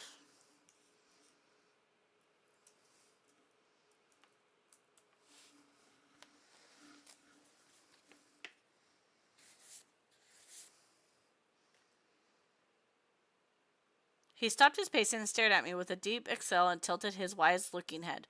Do you know who I am? Surely they told you before I entered. I'm Lord Alistair Kane. He paused as if waiting for a reaction from me. Yes, they told me. Very prestigious sounding. Please don't kill me. He curled his lips at my words, showing the widest possible, sharpest teeth. Maybe even sharper than the forest bogs, though not as plentiful.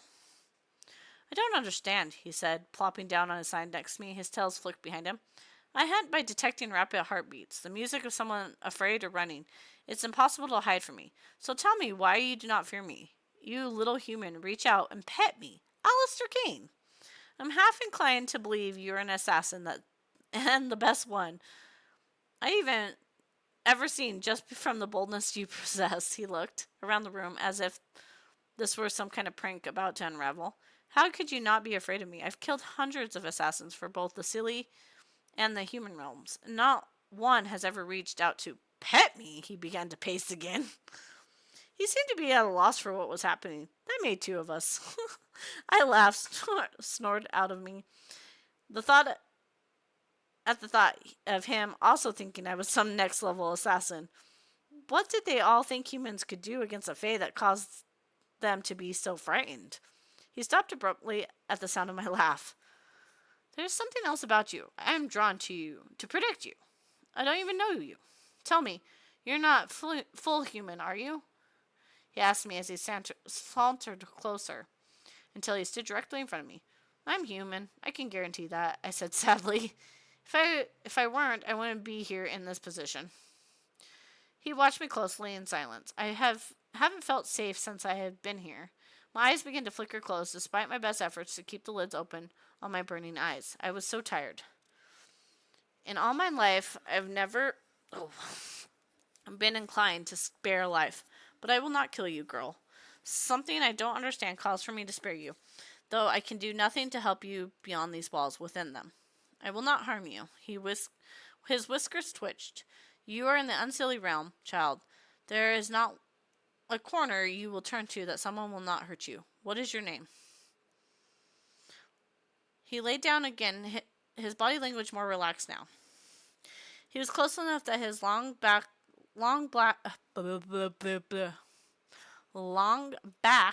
thank you, draped over my bare feet, pushed into my knees. I sighed at the warmth and comfort of the action, grateful to feel a bit of warmth against my freezing skin. I was told by a friend not to give my name to the Fae. I straightened as I remembered Brown Rat's words. Your friend is very wise. They are a good friend to you. Do you know why you don't share your name, child? He asked, reminding me of an old grandpa. I absolutely reached out and began to stroke the back and side of the cat blanket on my feet. God, this was so nice. I could almost forget I was in the unseelie castle, surrounded by monsters that mistook me for a killer. Almost forgot that I was pressed against the wall, painted with blood, as I petted a 9-tail death kitty. He did not say why you don't give your name. I only see him for short times. I replied. They are not your cellmate? He asked. No, my friend is a brown rat that comes to me under the missing brick in my cell to warn me when others are coming. The forest bog was chosen as my cellmate last night, I mumbled, as I fought to keep my eyes from shutting in exhaustion. The rat speaks to you? He sounded concerned. Well, yes, don't you all hear? I asked. The thought came to him. The English is given today. The English is given today.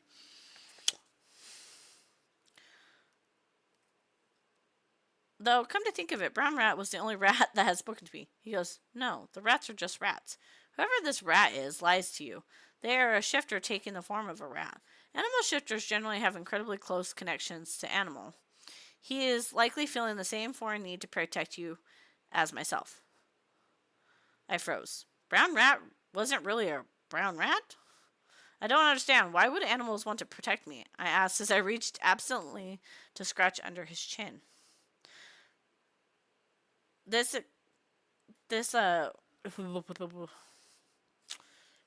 Louise, guys. I was doing okay there for a hot minute.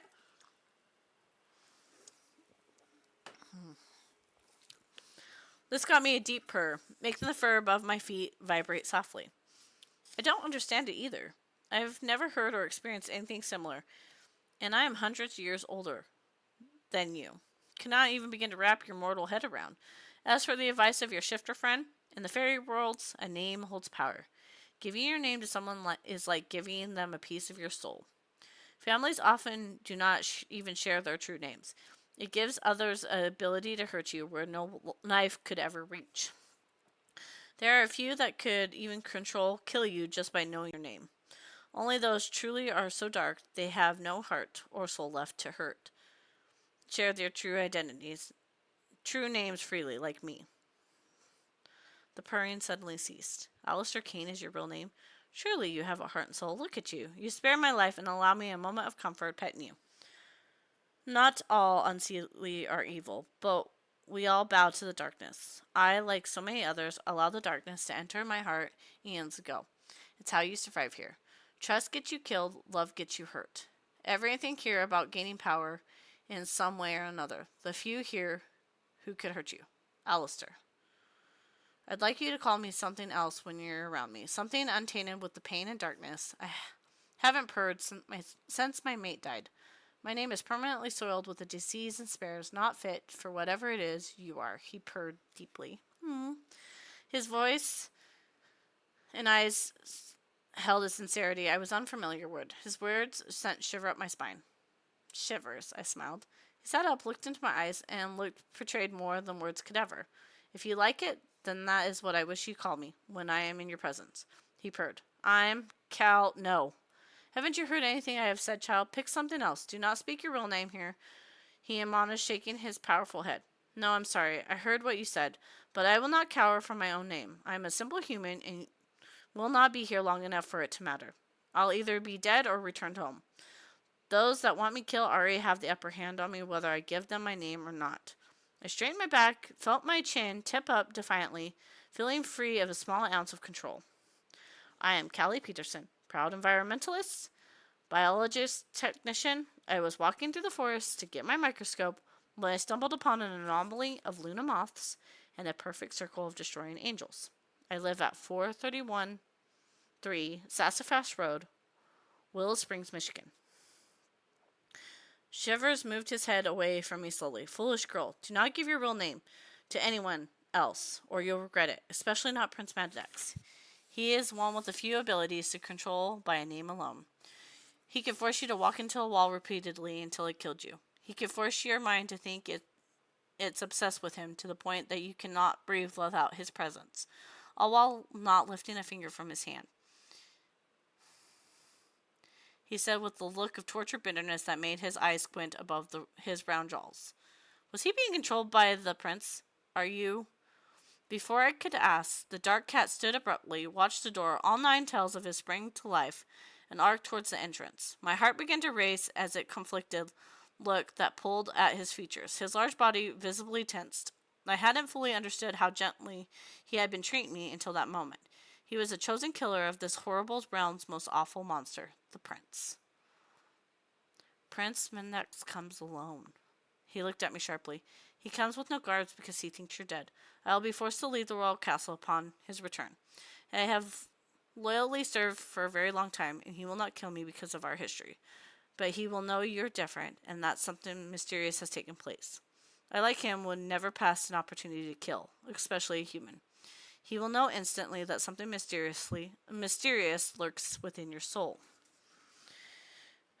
He bowed his head to me slightly. Do not share your name with him, Callie, I beg you. He is filled with more power and hate than all of the Ancili monsters combined. The sole reason he remains prince and not king is because he detests everyone to the point of unemotional murder. To become king and relieve his mother, the reigning queen, of her duties, he must be bonded with another to ascend the throne. But he has callously killed every prospect to this point that we allow him to govern us as prince without ascending. Wars began after neighboring royals sent their daughters to the prince in hopes of an alliance, only to have them violently murdered. He shook his head. You will need to fight it if you're going to get out of here alive. He was talking fast, the rhythm of his shoulder blades moving quickly as he paced in front of me. I can't fight, I whispered. I'm a human scientist.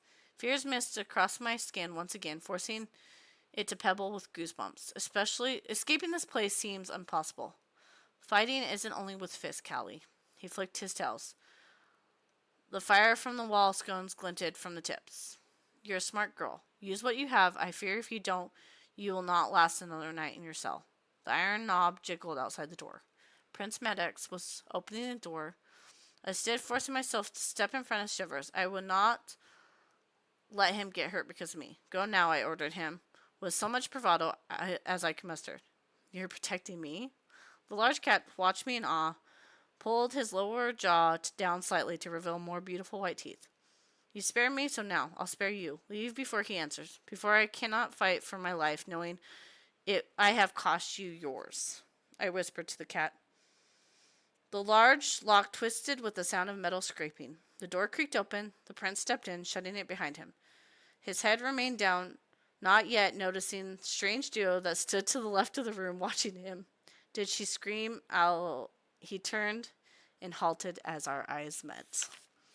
Oh, shit's getting... So nobody wants to kill her. She has a strange animal power.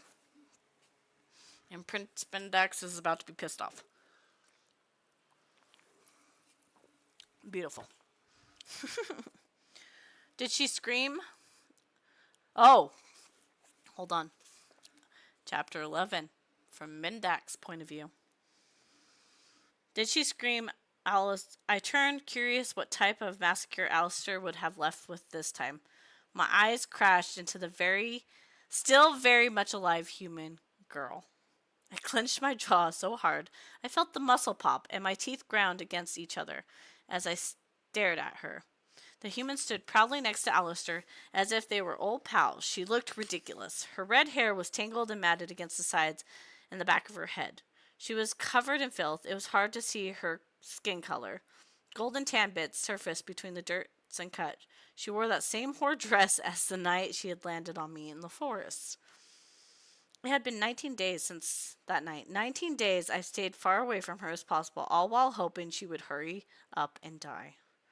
I hadn't even bothered to get a good look at her that night. Why would I? She was nothing. Nothing. In the light of the torches, now I could see the creature that had haunted me since the night since I touched her. Even under my glove, I had felt the charge of electricity when I touched her. That has been shocking enough, but then her soft fingers had glided around my wings, and I had rejoined the castle, unable to keep my thoughts from returning to her. When I had returned to her body in the forest, simply to reassure me she was dead, I was startled to find she wasn't. Ever since then, I avoided the human, unable to stop thinking about what her skin would feel like under my ungloved fingers. Woo! Little psychopath. The fact that she was even still alive was a mystery. She hadn't died from being stabbed clean through the forest. I knew she would have died. I had watched the life fade from her pretty blue eyes after Fish had stabbed her. When she hadn't died in the dungeon, I thought I'd send a gift to my assassin and finally get her away from me. Surely she wasn't that hard to kill. After all, she was just a human. But I stood in the room, watched her stroke my personal assistant's muscle back like a house cat. I couldn't help but wonder what was different about her. Apparently, she was harder to kill than I thought. Cute. You picking up strays? I bit out as I tried to school my shock. How was she still standing? She shifted uncomfortably, and the filthy dress rode up her thighs, showing claw marks of the forest bog. I knew it was from him. Good. I knew everything that happened in the Unsilly realm, which is part of why they feared me, and precisely why my family held the throne. Her blue eyes looked fiery, much different from the doe-eyed act she had continued to attempt ever since she came through the veil. Such idiots. The humans really expected that I, the Dark Prince, would be distracted by a pretty slut in a short dress. It would be that much easier to rid the land of humans and take control if they were that stupid. It still puzzled me how they knew we would be attacking that night. How did they know to send her at the exact time? If I found a mole in my men, I would drain his family blood as he watched. He's not a stray, she said defiantly, her chin tilted up ever so slightly. I was talking about you, I stated. The banter! Fire was building in my blood as I watched her. I knew Alistair would be good to be able to track my heart because it was so fast now. Good thing I owe him, and he wouldn't do anything about it. She shot daggers out of her eyes at me. What an interesting blue they were. My pulse quickened. Tell me, Alistair, why are my eyes cursed with the pain of looking at this disgusting human alive? Do make it as good as your life does depend upon it. The oversized kitten shared a look with the human before stepping in front of the girl and bowing down. I will not kill her, Mindax. She has my protection in my presence, the royal assassin muttered. Anger boiled under my skin. How dare he disobey me? His protection. My smoke strained against me, eager to throttle both of them and be done with it. So you are a traitor then, Alistair? I offer you safety, even friendship, and you turn your back on me to help the humans. Have you been behind this all along? Perhaps it was you who alerted the humans of our attack. Mind your words, cat. My temper, as you are aware, is flaring. I said calmly, even though I knew he could tell how much rage burned inside me by the speed of my heart. He also knew that what would happen if I unleashed it. Mindax, I am no traitor. I have served this court tirelessly. I cannot explain my draw to the girl other than to tell you there is something enchanting about her, but I cannot place it. He looked down embarrassed. I will not harm her, and I will not let harm come to her under my presence. Alistair murmured. I could see the struggle in his vicious eyes. He was at war with his decision. He was a killing machine, never hesitating. Why would he disobey me and spare her? This stupid, weak, full-lipped human. Oh, our little psychopath Mindex. Your presence has no more duty in this kingdom. Leave now before I forget what mercy feels like, I growled at my friend. We both knew I wouldn't kill him. In truth, he was a good friend, which made it that much more interesting that he refused to kill her. I knew he wasn't a traitor. He looked forward to killing the humans as much as the rest of us. The back wall panel opened, cueing the cat's exit. He exchanged a last look with the human, as if he debated attempting to stay and protect her. I pulsed a warning at his mind, reminding him that he couldn't truly protect her from me, even if he stayed. Ninetales flicked lazily behind him as he left, with a parting look. The room stilled. It was just her and me now. I could taste her fear. It grew the longer she watched me. Intriguing. That now 2 times you have escaped death I've dealt to you. I spoke so she would have to strain to listen. I wanted her to pay attention, but didn't want to get any closer to her. Let me go, please, she droned on. The doe eyes had returned. Such a shame, because there was something intriguing about that fire she hid. Now, why would I do that? We haven't had a human in the Unseelie court for ages, let alone one that won't die. Seems like the good time I could spread around. It is quite unnatural for mortals to stay alive so long here, especially one as sweet and innocent looking as you. There it was. A tiny spark of the fire in her eyes, the mention of looking sweet and innocent. Did that anger her? Good. I stared her down until the fire left and fear took its place again. Please. She rushed closer to me and fell on the ground, her dirty knees brushing against my leather training boots. Please let me go. I'm no good to you. I'm just a girl that was in the wrong place at the wrong time, she begged. Tears flooded her eyes and began to drip down her filthy face, even though I could see the fear rattling her as she clasped her shaking hands together in front of me. A thrum of excitement at the tiny human crying at my feet sent a jolt straight to my cock. My wings, constrained too long, shot out in a clap that shadowed my frame at least 7 feet on each side. Odd. At this angle, I had a clear view of her full cleavage. Maybe the humans weren't so stupid as they thought. What do they call you, human? Why did I even care? She'd be dead soon. I sent her back to her cell. The Forsbog has raised hell at not having had a go at her. And I was starting to understand why. Maybe she would make a fun pet. She hesitated at my question a moment. She was human, so she had no knowledge as the reason not to share her name. Her eyes held a singular moment of madness in them. It wasn't surprising, but my interest immediately sparked. Humans can only take so much before their weak minds snap and the madness overtook them. I think I would enjoy breaking her. I am Callie Peterson, she finally announced with a raised chin, proud environmentalist and a biological technician. I was walking through the forest to get my microscope when I stumbled upon an anomaly of Luna moths and a perfect circle of destroying angel mushrooms. I live at 431-3 Sassafras Road, Willow Springs, Michigan. She recited, Your name is Callie. I asked in disbelief as she nodded her head. I filed it away for later. Maybe she was just a normal human. No assassin would snap so easily. I could see the madness growing in her eyes. I could feel it. Shame she wouldn't survive the night. I was almost jealous that the Forsbog would get to thoroughly break her. I collected her with my wings. The tendrils of smoke shifted to wrap around her throat like a leash. The second it whispered across her skin, I jumped from the way my smoke reacted to the feel of her. I dragged her down, still on her knees, out the room, back to her cell, growing more uncomfortable with what she was doing to me every second. Her choking sobs sent a fresh jolt of excitement to my cock, and she fought against the smoke choke hold as it went down the stone stairs. I couldn't help but scowl at the response she was pulling from me. I shook myself for even thinking about touching a human in a way other than killing him. It was disgusting, and below me, a smoke slayer and an unseelie rolly. I hurried my pace in hopes of getting rid of her quicker. I heard her body thud down the stairs behind me.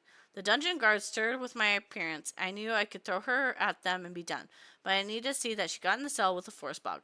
That I would never think of her again after today. Guards quickly ran to her cell at the far end of the dungeon. Ironically, it was just on the other side of the castle library where Walter, my brother, has been spending most of his time. But she would never know that. I threw her into the cell. She slammed against the gray floor, cursing like a demon, and I couldn't stop my grin. There was movement from the cot in the corner. The forest bog was already on her by the time I looked down. A small flicker of something foreign passed through me. Jealousy. I'm sure from the fact that I wouldn't be the one to break her. Odd feeling. My hands clenched, fighting the urge to stop him. I turned to leave, and something wet hit my cheek. I wiped it with my palm and turned to see where it came from. The forest bog was petrified of me. Surely wasn't so stupid. She stood, tears clearing the only path on her face, not desecrated by filth and blood. She braced herself in the middle of the cell, glowering at me. She had spit on me. My wings pulsed with the need to slam into something, the sharp talons already forming claws at the top of the corners. I already had one of her teeth, which I had kept in my pocket. Maybe I should collect another. Do it, she screamed, surprising me. She balled her fist up as the forest bog rubbed himself perversely against the side of her leg, but she paid him no attention. Every drop of hate was aimed solely at me. Do it. End me. She stepped closer to me until she was so close I could smell her. I had to bend my neck down to look at her. The fire glinted wildly in her eyes. I had to bite my lip to steady myself. The guards began to rush in, but I spread my wings, blocking the cell entrance with my smoke. I reached my ungloved hand and grabbed her throat. I don't know what came over me. Touching her with my bare hand, I never touched a human with my flesh before, only my smoke or glove. My breath hitched the second I felt her skin. She didn't flinch as my large palm wrapped around her throat. Stars. Her skin was so soft. I could feel the bones of her jaw resting on my thumb and forefinger. Why was her skin so soft? I froze. I stared into her insanely blue eyes. The fire inside of them pulled me into memorized me. Her chest rose and fell with each angered breath. I could barely pay attention to the spark in her eye as the pad of my thumb trailed against her jawline. I watched her face, wondering what I was feeling. I never felt it before. Do it, she whispered, drawing my attention to her full bottom lip. Know that you're even a weak, innocent human died unafraid of you. She was lying, of course. I could feel her fear, could taste it in the sweetness on my tongue. Absentmindedly, I brushed my thumb across her full lower lip and reveled in the feel as it moved against my pressure. Her skin was like nothing I have ever felt before. Silkier than the finest fabric, softer than anything had the right to be. The feel of it coated my skin with curiosity. I liked her anger, full of madness. I could feel that fire she camouflaged so poorly. She bore little fear of me in that moment, only hate. Probably still riding the hide of escaping death from Alistair. What the fuck was I doing? I stepped back, startled at my own actions. I shoved her face back away from me with disgust as I stared at my hands and the feel of her still lingering on them. She tripped and fell on the forest bog that was trying to poke his branches into her leg. He no longer dry-humped her, likely because she was angry and not afraid. They were only drawn to fear, not anger. He would take care of that enough, though. He'd make her so fucking afraid she'd piss herself. I turned and shook myself out of whatever daze I had been in. Walked out the door, hardly able to believe what I had just done, as I left the human to die. By the stars, I would be rid of her and these treacherous feelings by tonight. She would be gone, and with her whatever poison she had put in my mind. Yeah. So Alistair Mindex is having some issues here.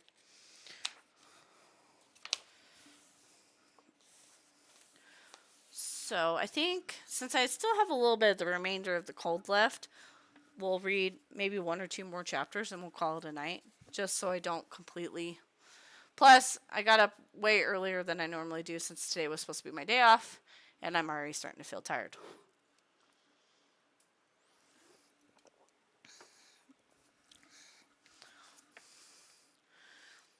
Chapter 12. Callie. I scraped myself off the dirty floor and stared in the stupor at the closed cell door. What kind of animal could hurt an innocent person like that? I had done nothing to deserve any of this. When he let Alistair go without killing him, I had my first glimpse of hope. Maybe he wasn't merciless and unfeeling as he was rumored to be. I had heard guards talk of him, how he ran the kingdom with cold efficiency, annihilating anyone that went against him. He was a killer. You could see it in the way his muscles formed, the way he carried himself with an arrogant confidence. The man everyone seemed to be afraid of, even the commanders of his shadow army. The men that were his closest friends seemed to be rightly have a healthy fear of him. The forest bog returned to stabbing pointed twigs and branches into my thigh. He was trying to frighten me again. I stared through the iron bars at the ghost of the smoky prince. His face had been softer when he touched me, almost intimate. The way his eyes had tracked my skin with fascination just before his thumb had grazed it, before he threw me to the ground. I was tired of being thrown to the ground like a doll. In the human world, I was treated like a doll, always underestimated because of my face and body. Even here, I couldn't escape it. Only here, they treated me like a disgusting rag doll left by the trash, thinking they could do whatever they wanted. I almost wish they viewed me with a bit more beauty here. People were usually nice to things they thought beautiful. They also underestimated them. I caught the bog off guard when I kicked him in the face as he was about to shift. He grinned viciously, but remained a child-sized log with rows upon rows of pointed teeth. Anything was better than that frog thing. His arms and legs were long sticks that kept switching out leaves for different-sized thorns. I had noticed he seemed to draw more power to shift when I was afraid. Now he kept warping slightly, but not changing, as if he was trying to shift but unable. I ran to the dark corner, grabbed the spoon I used to scrape out the mortar of the brick for the brown rat. This is one of my favorite parts of this book. Hiding again, the bog rasped. His voice quivered, causing the hair on my arms to stand on end. His black eyes glistened as he watched me. First, I'm going to smash your pretty face against those cell bars over there. He pointed to the bar at the front of him. Then I'm going to dump my cum into your mouth after I fuck it raw.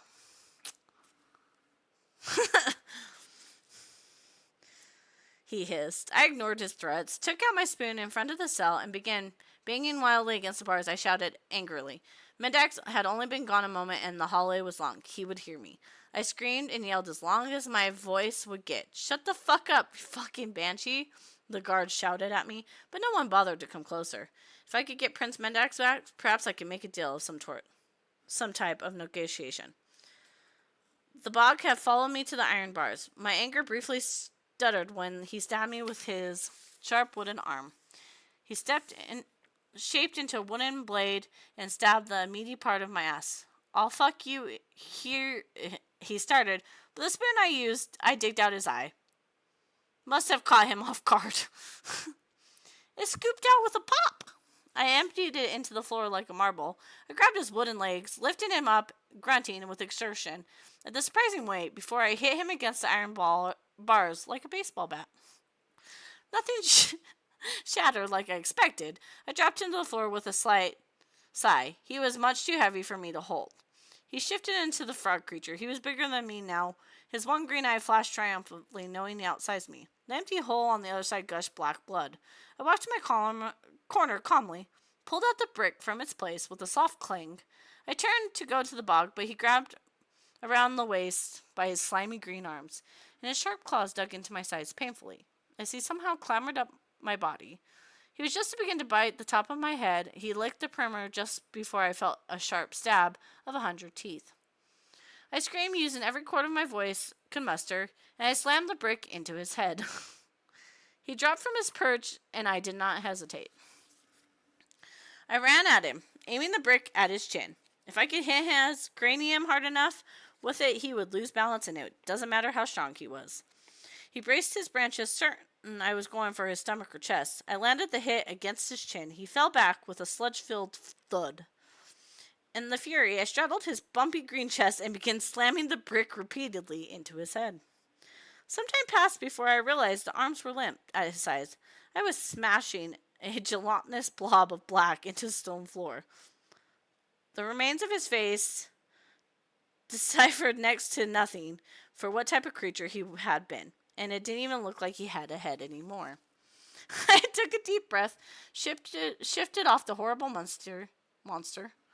Steadily, my hands reached out for the spoon that lay to the left of us. I was so tired. I just wanted to be done and go home. I could rest once I was home. I grabbed the green hand, inspected his finger. That would work. Maybe. The index finger was similar to that one of a human hand. I grabbed the bloodied brick, slammed the sharp edge against the metal carpel until it severed. I peeled the green flesh away to reveal a grayish cream bone. Yes, it would work.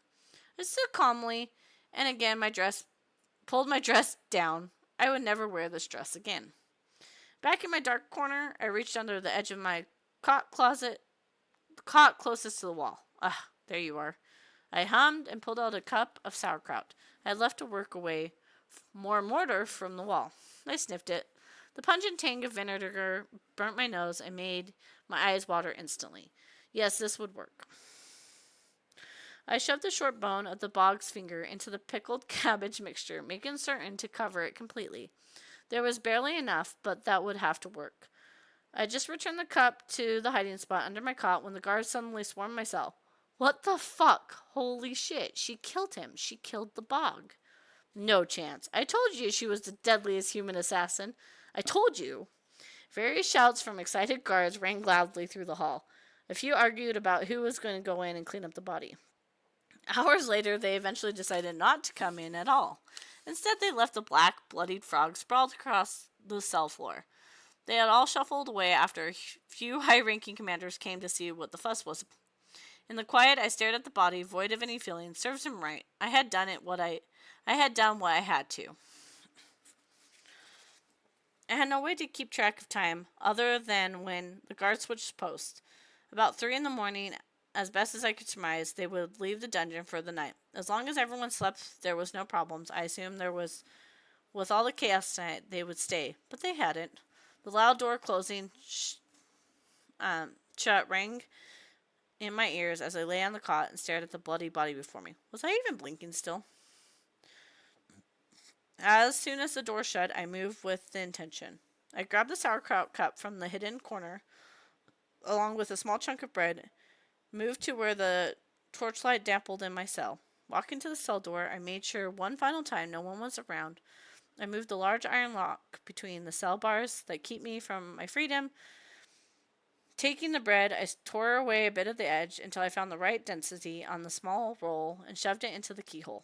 I waited a few moments, continuing to press as hard as possible. I removed the now key-shaped piece of squished bread from the lock. Returning to the center, I sat crisscross applesauce style in the long rectangular light across the cell floor with my spoon poised in my hand. I pulled the bone free from the kraut and tested its blend. It was perfect, just as I had hoped. The acid of the vinegar in the sauerkraut had penetrated the bone and removed the calcium carbonate, causing it to be flexible like rubber.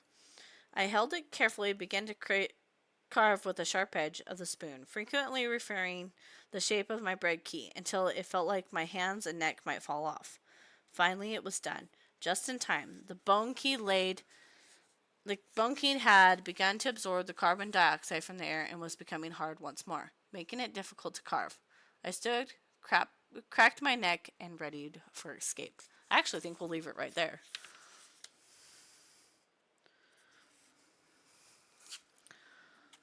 We did pretty good. We didn't get as far as we did the first night, but we did put a good chunk in there. But I'm already starting to lose my voice. I can feel it. So we're almost to the halfway. That's pretty good. I'll put it back on the schedule for next Wednesday. I think Wednesdays we're just going to try to dedicate it for read days. Oh, actually, no. Next Wednesday I have to take off because I have to work. So it will be the following Wednesday. So maybe we'll do it, maybe Saturday. Maybe Saturday. I think that would be good, because Saturdays I get home at weird times. So maybe we'll save it for Saturday. I forgot to post a schedule for this week.